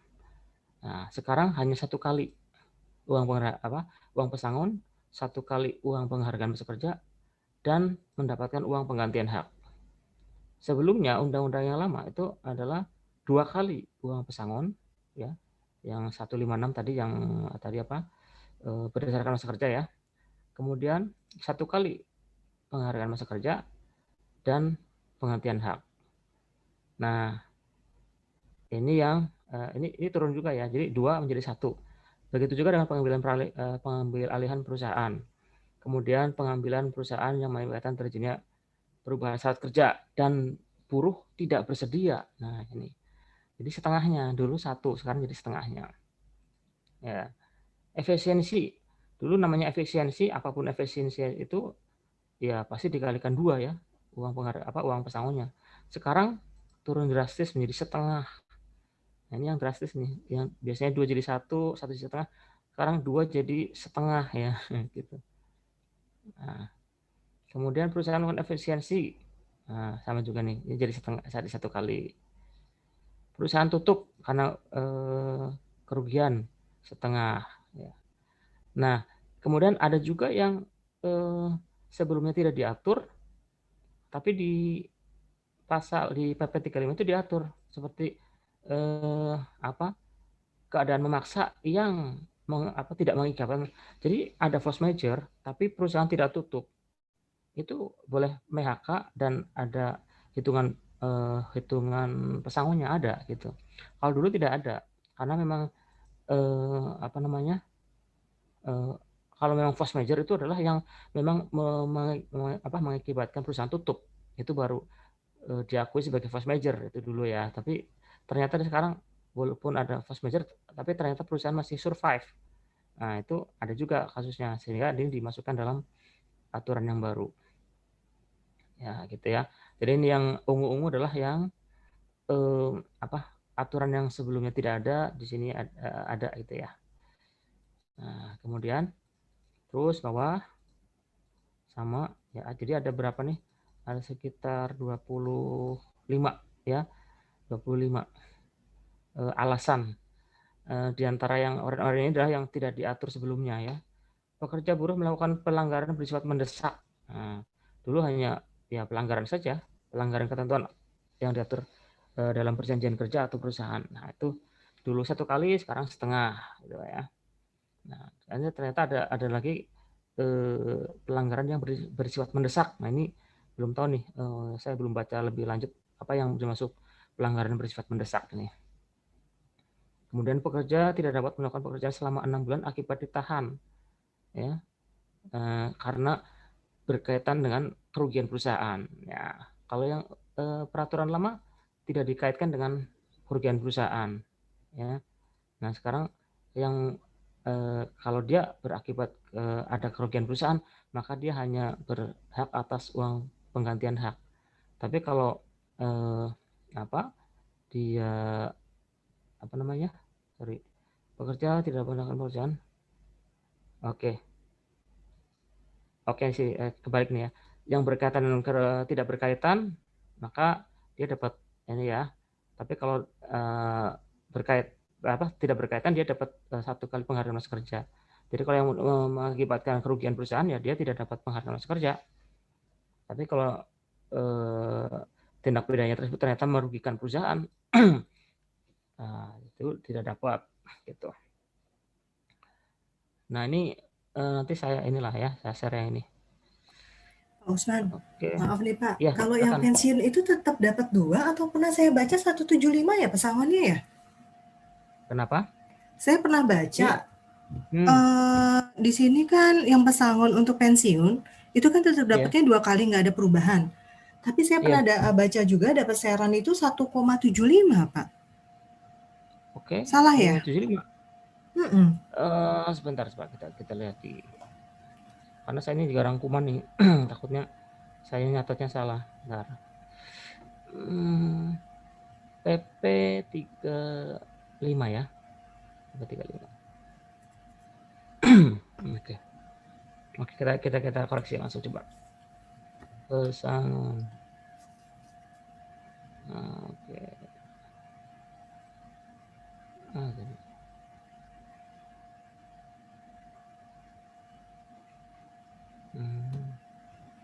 Panjang. Nah. Pensiun. Ini. Oke, ini hitungannya belum ya.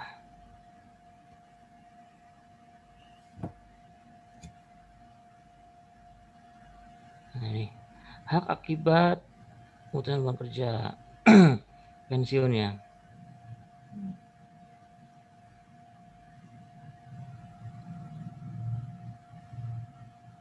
Penggabungan peleburan di paling bawah nih. Paling bawah.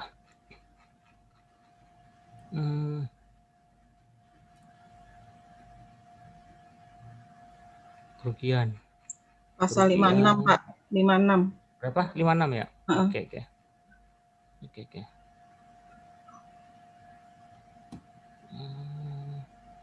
Iya, 175. Oke. 56. Oke, ya. Oke, seperti ya berkurang ya. Saya kemarin mungkin Pak Usman nambahin yang 0,25-nya, Pak. Pak Usman yang nambahin karyawan 0,25 ya, Pak. Iya, betul. Iya, nah itulah perlunya koreksi kan. Saya bikin tabelnya berarti yang masih RPP waktu itu.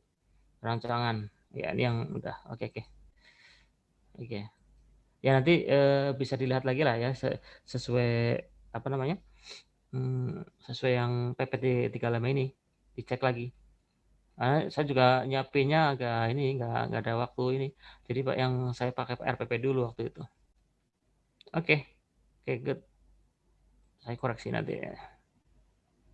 Berarti menurun juga ya pensiun yang ini cuma meninggal sama cacat sama tetap yang kecelakaan ya, cacat tetap ya, betul ya.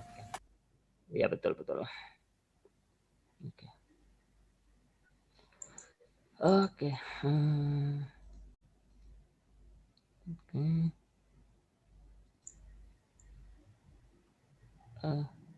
Mana share mana itu ya?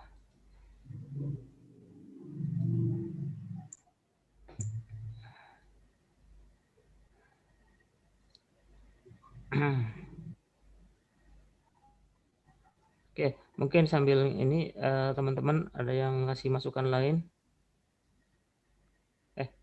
Kok bisa ini sih? Share-nya salah. Mana tadi? Slideshow. Satu lagi itu yang pensiun kalau nggak salah tuh gini apa? Jadi perusahaan, entah maksudnya saya masih rancu. Mungkin ada dikoreksi sama teman-teman. Jadi perusahaan bayarkan dulu kompensasinya, nanti dipotong dengan kalau yang sudah ada dana pensiun dipotong dengan dana pensiun, atau kita bayar yang jatahnya kita, nanti diurus dana pensiunnya sama yang bersangkutan. Itu yang apa? Tadi saya mau nanya saya lupa. Ya nih korelasi ya program dana pensiun dan PHK ya. Jadi memang kalau si pekerja tersebut sudah daftarkan di dana pensiun ya.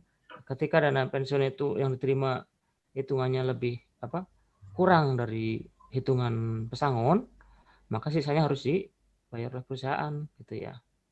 Seperti itu ya Bu ya maksudnya Bu ya. Terus kalau teknisnya kita bayarkan dulu atau kita tunggu, kan kalau nggak salah itu yang mengurus karyawannya sendiri ya Pak? Kita tunggu dulu. Iya.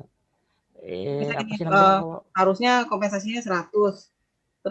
Terus yang dana pensiunnya kebetulan hanya misalnya 50. kita bayarkan dulu semuanya 100, nanti yang 50-nya itu sistem klaim, atau kita bayarkan hanya cukup 50, nanti 50-nya dia urus sendiri kok ininya. Mungkin ada yang share bisa, yang pernah ngurusin ini. Kebetulan di beberapa tempat saya bekerja memang yang lama-lama, yaitu belum sempat sih saya ngurusin yang untuk dana pensiun. Jadi untuk prakteknya seperti apa saya juga kurang paham nih. Mungkin ada yang share? Kalau misalnya Bu Ada. Mutia, kalau misalnya nanti karyawannya yang mencairkan, bukannya kita bayarkan dulu, akan sulit untuk perusahaan nagihnya gitu kan Bu? Kalau menurut saya kan tinggal sebagai HRD bisa cek dulu saldo dia dana pensiun yang tersisa berapa, kan kita bisa koordinasi sama AO, nah kita sampaikan dana pensiunnya berapa, totalnya berapa yang harus dia terima keseluruhan, kita bayar sisanya gitu. Kalau menurut saya teknisnya begitu. Tapi ya nggak tahu, saya juga belum pernah sih ada pengalaman seperti ini, sebenarnya belum pernah ada pengalaman.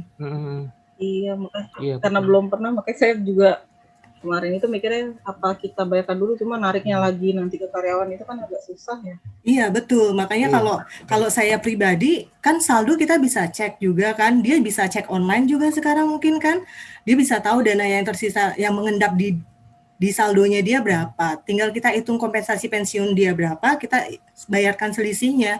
Cuma mungkin kalau di perusahaan saya setiap ada PHK biasanya saya tetap buatkan PB gitu. Jadi total dana yang kita bayarkan tetap total dana pensiun yang harusnya dia terima. Contoh misalnya saldo yang ada di dana pensiun tadi Ibu sampaikan 50, hak dia adalah 100, perusahaan membayarkan 50-nya.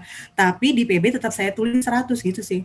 Kalau pandangan saya ya Bu, tapi saya juga belum pernah melakukan hal ini. Jadi lebih baik kita cantumkan ya Bu ya. Jadi nanti dia bisa urus sendiri seharga yang memang ada, kita sudah bisa cek itu dan sama-sama udah bisa cek itu gitu ya. Betul. Atau mungkin di PB bisa didetail bahwa yang 50 juta dibayarkan melalui dana pensiun, kalau yang 50 dibayarkan melalui transfer oleh perusahaan. Bisa juga didetailkan seperti itu. Oke, siap. Makasih sharingnya Bu. Iya, sama-sama Bu. Oke, sip. Oke, nice share Bu. Makasih ya. Kadang-kadang kita juga secara mungkin aturannya tahu, tapi kalau prakteknya juga kadang kalau belum melakukan nggak tahu juga gitu, kurang ini ya. Oke. Berikutnya adalah ini tambahan dari ini ya. Jadi PP ini UCK terutama itu memang sangat mengakomodir adanya UMKM ya. Jadi seperti upah minimum dulu kan kita bingung nih berlaku untuk siapa, bagaimana kalau mereka bekerja di sektor UMKM, apakah mereka harus ngikutin upah minimum. Nah, ternyata di pasal PP 36 itu udah mengatur gitu ya. Jadi adalah di situ nanti mungkin dari bagian yang terpisahkan untuk kita bahas lah kalau ini ya. Jadi termasuk di sini PHK pada usaha mikro dan kecil ya. Nah, itu wajib membayar upah minimum, uang pesangon, uang penghasilan masa kerja, dan uang penggantian hak ya. Yang mengalami PHK paling sedikit, nah nih Pak. Jadi hitungannya yang tadi totalnya berapa, tapi kita boleh paling sedikit 50%, setengahnya ya gitu dari hitungan yang tadi ya. Misalnya dapat 1 kali, berarti ini boleh setengahnya lagi, yang tadinya setengah kali ya setengahnya lagi gitu kan, seperempatnya gitu, seperti itu. Jadi tidak sudah diatur untuk UMKM nih ya. Mungkin kalau kita semuanya tidak di UMKM ya, nanti untuk sharing aja teman-teman yang ada di UMKM. Tapi Pak Usman, kalau kalau dengan aturan misalnya mikro, bayar paling sedikit 50. Ya pasti kalau kita jadi pengusaha ya kita bayar 50 aja ya Pak, nggak mungkin 60 kan. Iya, karena di sini bener nggak? Paling sedikit. Jadi kalau kita memenuhi 50, ya nggak ada tuntutan juga kan Pak. Iya, padahal mungkin kemampuan dia bisa 60, bisa 70 begitu kan Pak. Betul ya, makanya tadi aturan di tenaga kerja itu kan dia hukum publik ya. Jadi biasanya selalu mengatur yang minimalnya gitu. Artinya batas pengaman gitu ya. Adapun nanti ternyata kemampuannya ya kan kembali ke ini ya, nanti mungkin produktivitas kerja ya. Kalau mungkin dia kasih lebih besar, kemudian dampaknya lebih bagus, mungkin harusnya juga si pemilik UMKM ini ya mempertimbangkan itu gitu. Ya seperti itu sih. Tapi secara kewajiban ya memang cuma 50% gitu, karena memang itu yang diamanatkan gitu. Iya, jadi dikembalikan lagi hati nuraninya pengusahanya ya Pak? Iya, hati nurani itu. Dan supaya gimana sih, supaya si pekerja itu ya ada inilah, apa namanya, semangat gitu kan, ada penghargaan gitu, seperti itu. Jadi nggak kehilangan demotivasi lah kalau istilahnya seperti itu. Ternyata habis ininya materinya, jadi sekarang diskusi aja tinggal setengah jam ya kalau nggak salah. Tinggal ya 24 menit lah. Ada yang mau sharing? Pak Franky, Pak, silakan Pak Franky. Ada Pak Franky nggak ya? Ya Pak, dari saya Pak, dari saya di screen yang pertama kali saya lihat, di situ kan bahwa untuk penerapan PP ini itu berkonsultasi dengan Disnaker setempat. Ya kan? Untuk PP 35 ini. Nah, bagi kami di persepsi saya sih, oke lah kalau PP 35 ini masih berkonsultasi dengan, dan menurut dinas setempat itu belum diberlakukan karena belum ada sosialisasi maupun belum ada petunjuk teknis maupun petunjuk pelaksanaannya. Sehingga dari perusahaan di mana saya bekerja, jadi memang PP 35 itu belum kita apply, tapi Omnibus Law-nya sendiri sudah apply. Iya. Oke. Jadi iya kan, menurut saya sih PP 35 ini betul masih harus tapi Omnibus Law, secara Omnibus Law yang rilis bulan November itu sudah bisa diaplikasikan. Gimana itu Pak? Ya, jadi itu yang ditandain adalah kita agar punya apa namanya, ketika kita akan menerapkan kita punya legal basis ya, karena pasti ketika ada perlawanan gitu ya, mereka kan ngadunya kemana? Ke Disnaker dulu kan. Nah, ketika kita dalam posisi benar pun kalau Disnakernya artinya merasa tidak di ini ya, artinya ya tetap aja kita akan disalahkan. Intinya gini Bu, Pak Franky. Jadi ada 3 pasal ya. Tadi mungkin di sebelah kirinya bisa lihat. Jadi memang secara de jure atau secara hukumnya itu PP ini tidak berlaku memang. Peraturan pemerintah ini mulai berlaku pada tanggal diundangkan, yaitu tanggal 2 Februari kemarin ya. Nah, ini secara juri berlaku ya. Tapi ada pasal peralihannya ya. Untuk yang PKWT nih ya, untuk yang PKWT itu ketika dia PKWT-nya masih berlaku pada saat ini diundangkan, maka tetap aja mengacu kepada peraturan yang lama gitu. Karena PKWT-nya adalah berdasarkan aturan yang lama gitu ya. Jadi sampai PKWT-nya habis, kemudian diperpanjang, baru kemudian perpanjangannya adalah mengikuti ketentuan PP yang baru. Ya. Terus bagaimana dengan yang karya yang permanen? Nah, permanen adalah dia kan nggak pakai jangka waktu, makanya kemudian dia mengacunya adalah kepada PP. Mana kalau PP-nya itu masih berlaku, ya PP-nya masih berlaku, makanya nunggu sampai PP-nya habis, ya kan? Atau PKB-nya habis, ya. Baru kemudian PKB atau PP perpanjangannya mengikuti yang baru. Ya, seperti ini bagi yang permanen. Tapi kalau pas kebetulan habis, nah ini yang saya bilang tadi, pas kebetulan habis, ya kita mau ini, pokoknya bisa sih menggunakan PPN 35. Cuma ada pertentangan gitu, ada perlawanan misalnya. Ya ini, case-nya udah Pak ini alami sendiri kan. Ini perlu kita backup dengan tadi konsultasi gitu Pak. Jadi kalaupun sebenarnya menerapkan pun, ya itu bisa gitu dibenarkan karena memang ini apalagi sudah selesai PP-nya sudah habis mau diperpanjang gitu, dan akan menerapkan ini secara fakta hukumnya udah sesuai gitu ya. Tapi kan kita tidak hanya pekerja bagaimana, nah ini kita perlu adanya legal opinion lah gitu kan, karena nantinya pekerja pasti akan kalau mengadu pasti akan ke sana dulu gitu. Nah, kita konsultasikan ini pasti ketika kita sudah sinkron duluan nih ya, apa yang dia katakan ya dan kita gunakan ya itu pasti akan disupport juga Pak gitu. Nah ini jadi ini adalah hal teknis sekali kalau yang ini ya, karena kita ketika berada di wilayah abu-abu tadi sudah ini sudah habis, PKWT sudah habis atau PP-nya sudah habis, kita akan menggunakan aturan baru. Dan itu memang sangat boleh dan disarankan memang gitu kan. Tapi kan dampaknya ada gitu ya, dan ada perlawanan di sana gitu karena karyawan pikir haknya berkurang gitu ya. Tapi posisinya benar kalau memang karena ketika kita mau perpanjang PP atau PKB yang jangka waktunya 2 tahun, kita menggunakan aturan lama, ya konsekuensinya aturan lama tersebut harus diaplikasikan 2 tahun ke depan gitu, Pak. Iya, Iya nggak? dan ketika kami mengajukan PP dengan mengadopsi masih beberapa pasal dalam Undang-Undang 2003 itu ditolak di Jakarta itu, Pak. Karena harus Nah, pakai itu. Omnibus Law. Nah, tadi dari Bu siapa tadi saya lupa, Bu Mila ya. Jadi dalam pasal misalnya tentang hitungan pesangon itu lebih baik apa kata-katanya? Bahwa untuk pesangon akan mengikuti Undang-undang yang ketentuan berlaku, yang Pak. Nah, Betul. seperti itu. Dan itu kita pakai undang-undang yang berlaku. Iya. Nah, itu dia harusnya bisa diterima gitu kan. Undang-undang berlaku ya kan pada saat itu apa gitu. Iya. Ya kan pada Jadi saat masih abu-abu lagi sih. Nah, kan saya betul, Pak.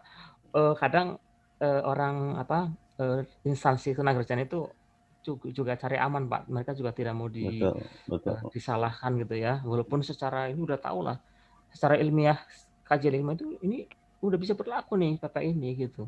Ya kan? Amanat itu sudah ada, clear kapan berlakunya, kemudian apa yang kemudian bisa diberlakukan duluan. Ini pasal 64 ini walaupun kita PKWT-nya masih yang lama gitu ya, tapi untuk pesangonnya untuk kompensasinya ternyata harus diberlakukan gitu loh.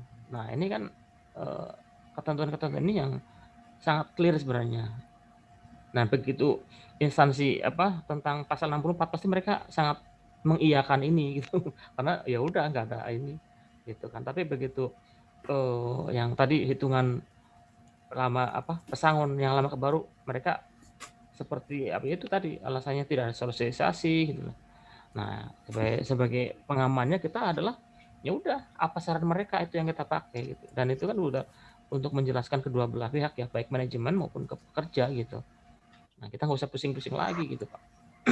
Gitu. Iya, Pak. Ya, Pak Osman, di tempat saya sekarang sih yang seperti yang sedang Bapak tahu sedang terjadi. Jadi kita ini sebenarnya walaupun secara ofisial sudah dikatakan perusahaan kita itu mengikuti undang-undang yang baru, tetapi tanknya itu belum. Tanknya itu kita masih untuk pegawai pesangon masih memakai sekarang ini masih memakai Undang-Undang 2003 untuk yang namanya redundant. Gitu. Betul. Kalau saya boleh saran, Pak, saran aja ya, artinya boleh dipakai boleh enggak. Jadi kira-kira kan misalnya masa kerja di lokasi ini tinggal berapa tahun lagi lah. Nah, itu adalah menjadi kebijaksanaan saya pikir ya.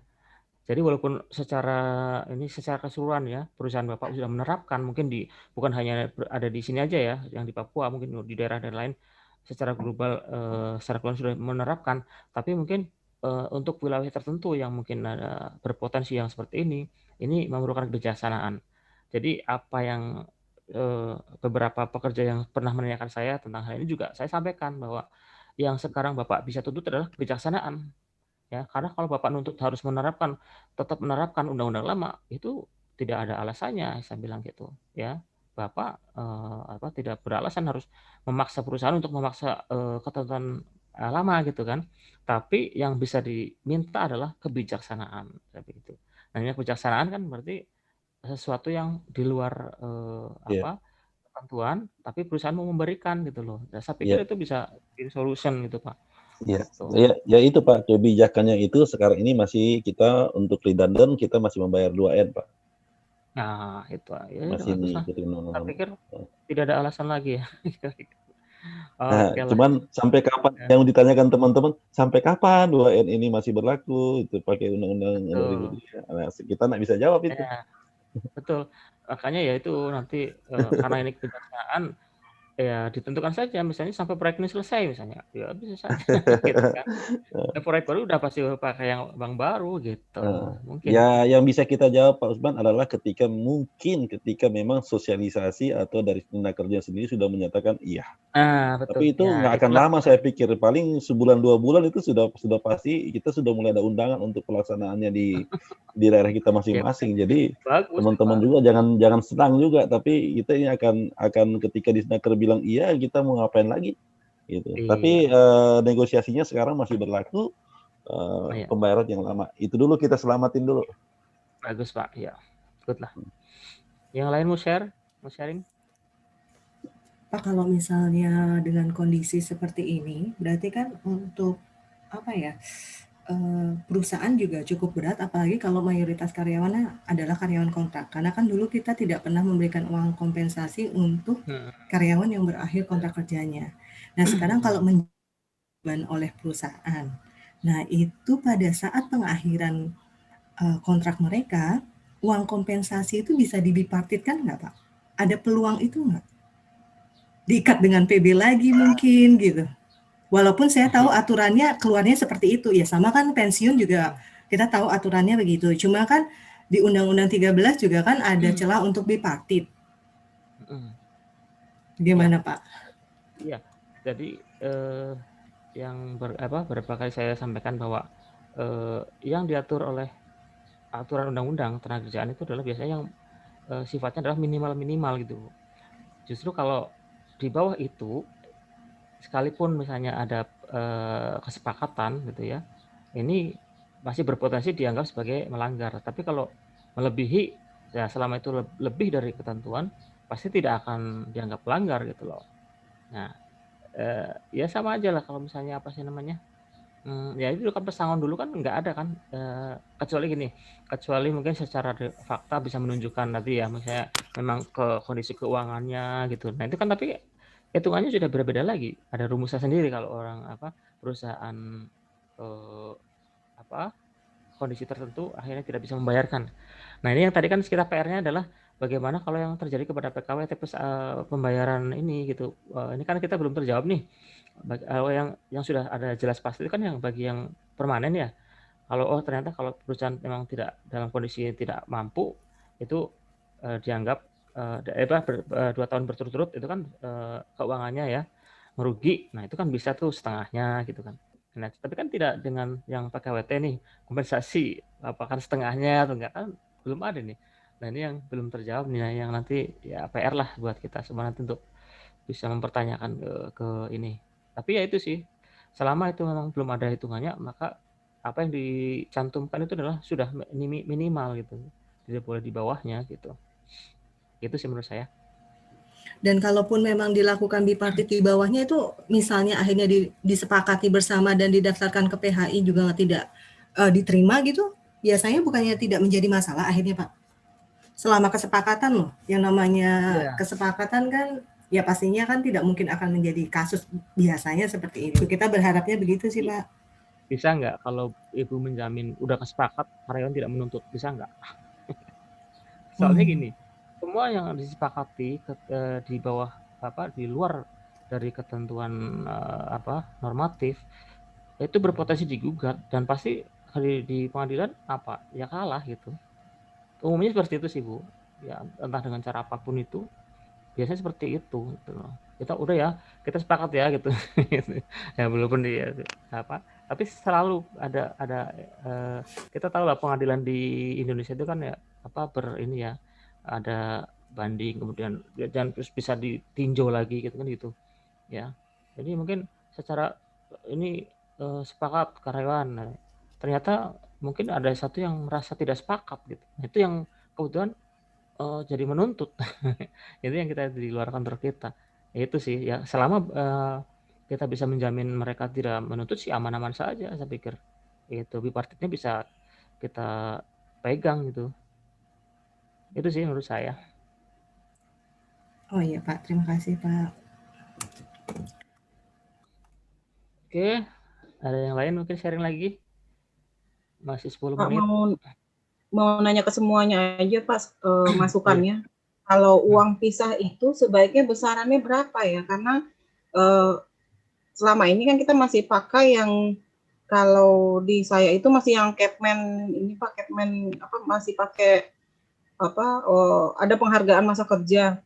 Nah, kalau dari teman-teman sendiri ada masukan nggak? Sebaiknya uang pisah itu besarannya berapa ya? Ya, yang lain coba Bu yang Ini sharing. kasusnya untuk karyawan yang mengundurkan diri. Iya. Karena uang kan pisah biasanya yang karena kalau misalnya mengundurkan diri di bawah 3 tahun sih kita tutup mata ya. Cuma kalau dia mengundurkan diri di atas 3 tahun itu, satu sisi kan kita dari sisi kemanusiaannya adalah dia sudah berdedikasi, menerapkan juga misalnya one man notice, terus masih tetap melakukan pekerjaan dengan baik. Ya. Kalau ya silakan yang mau sharing.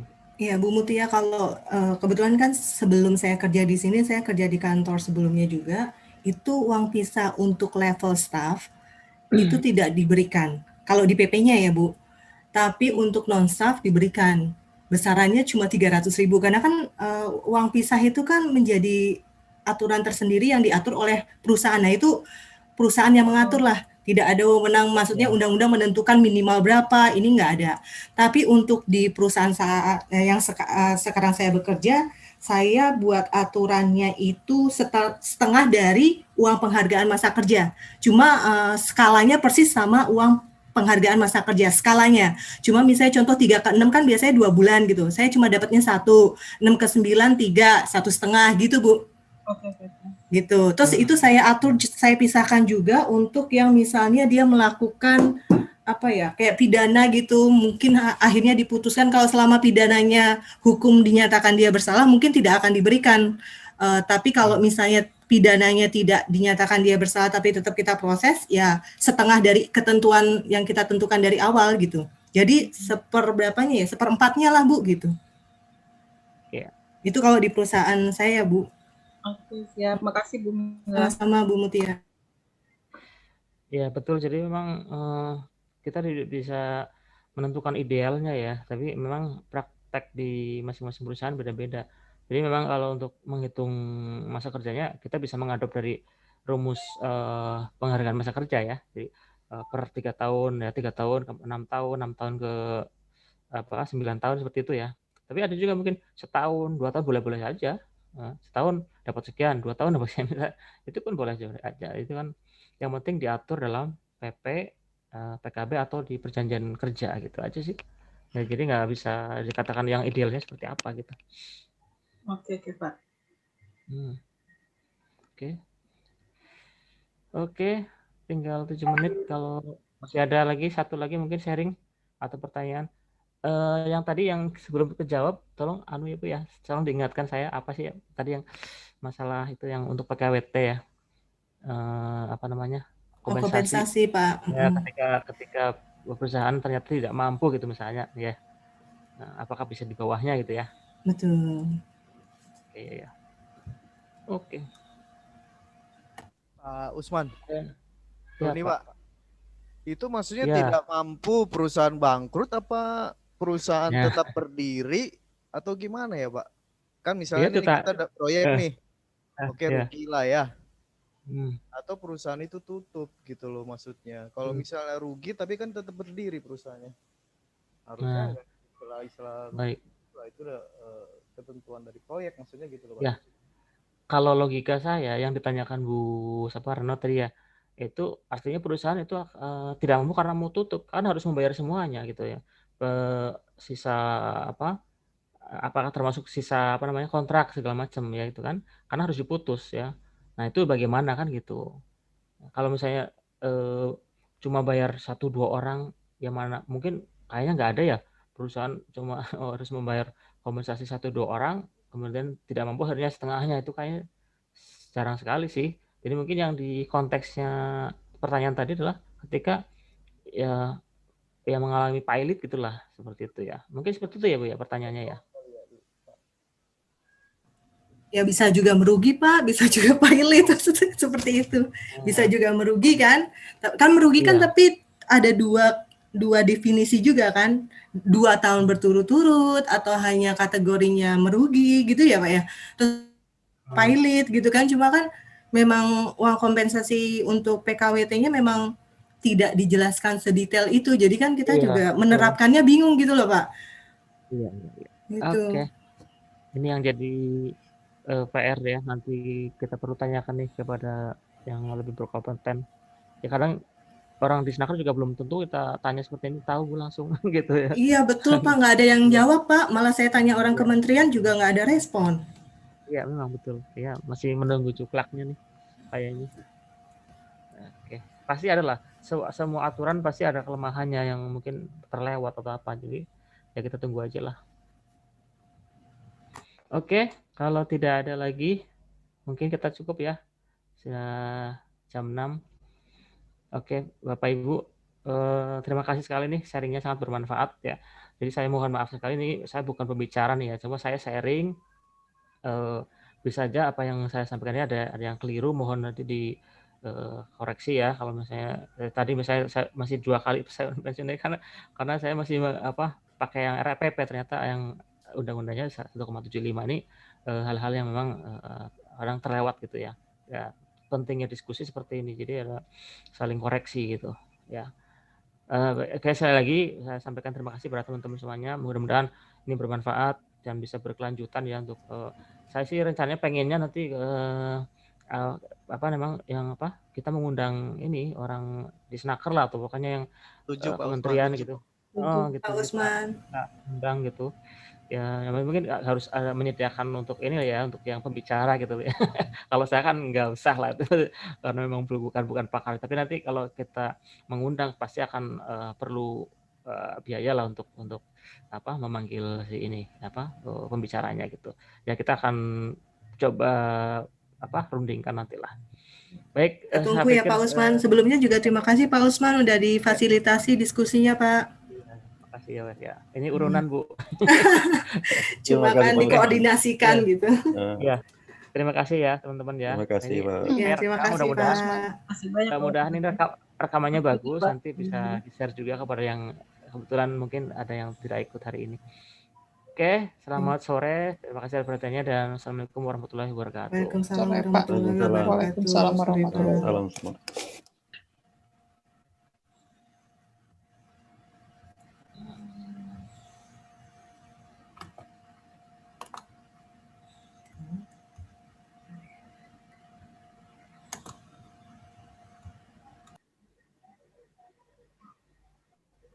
Len.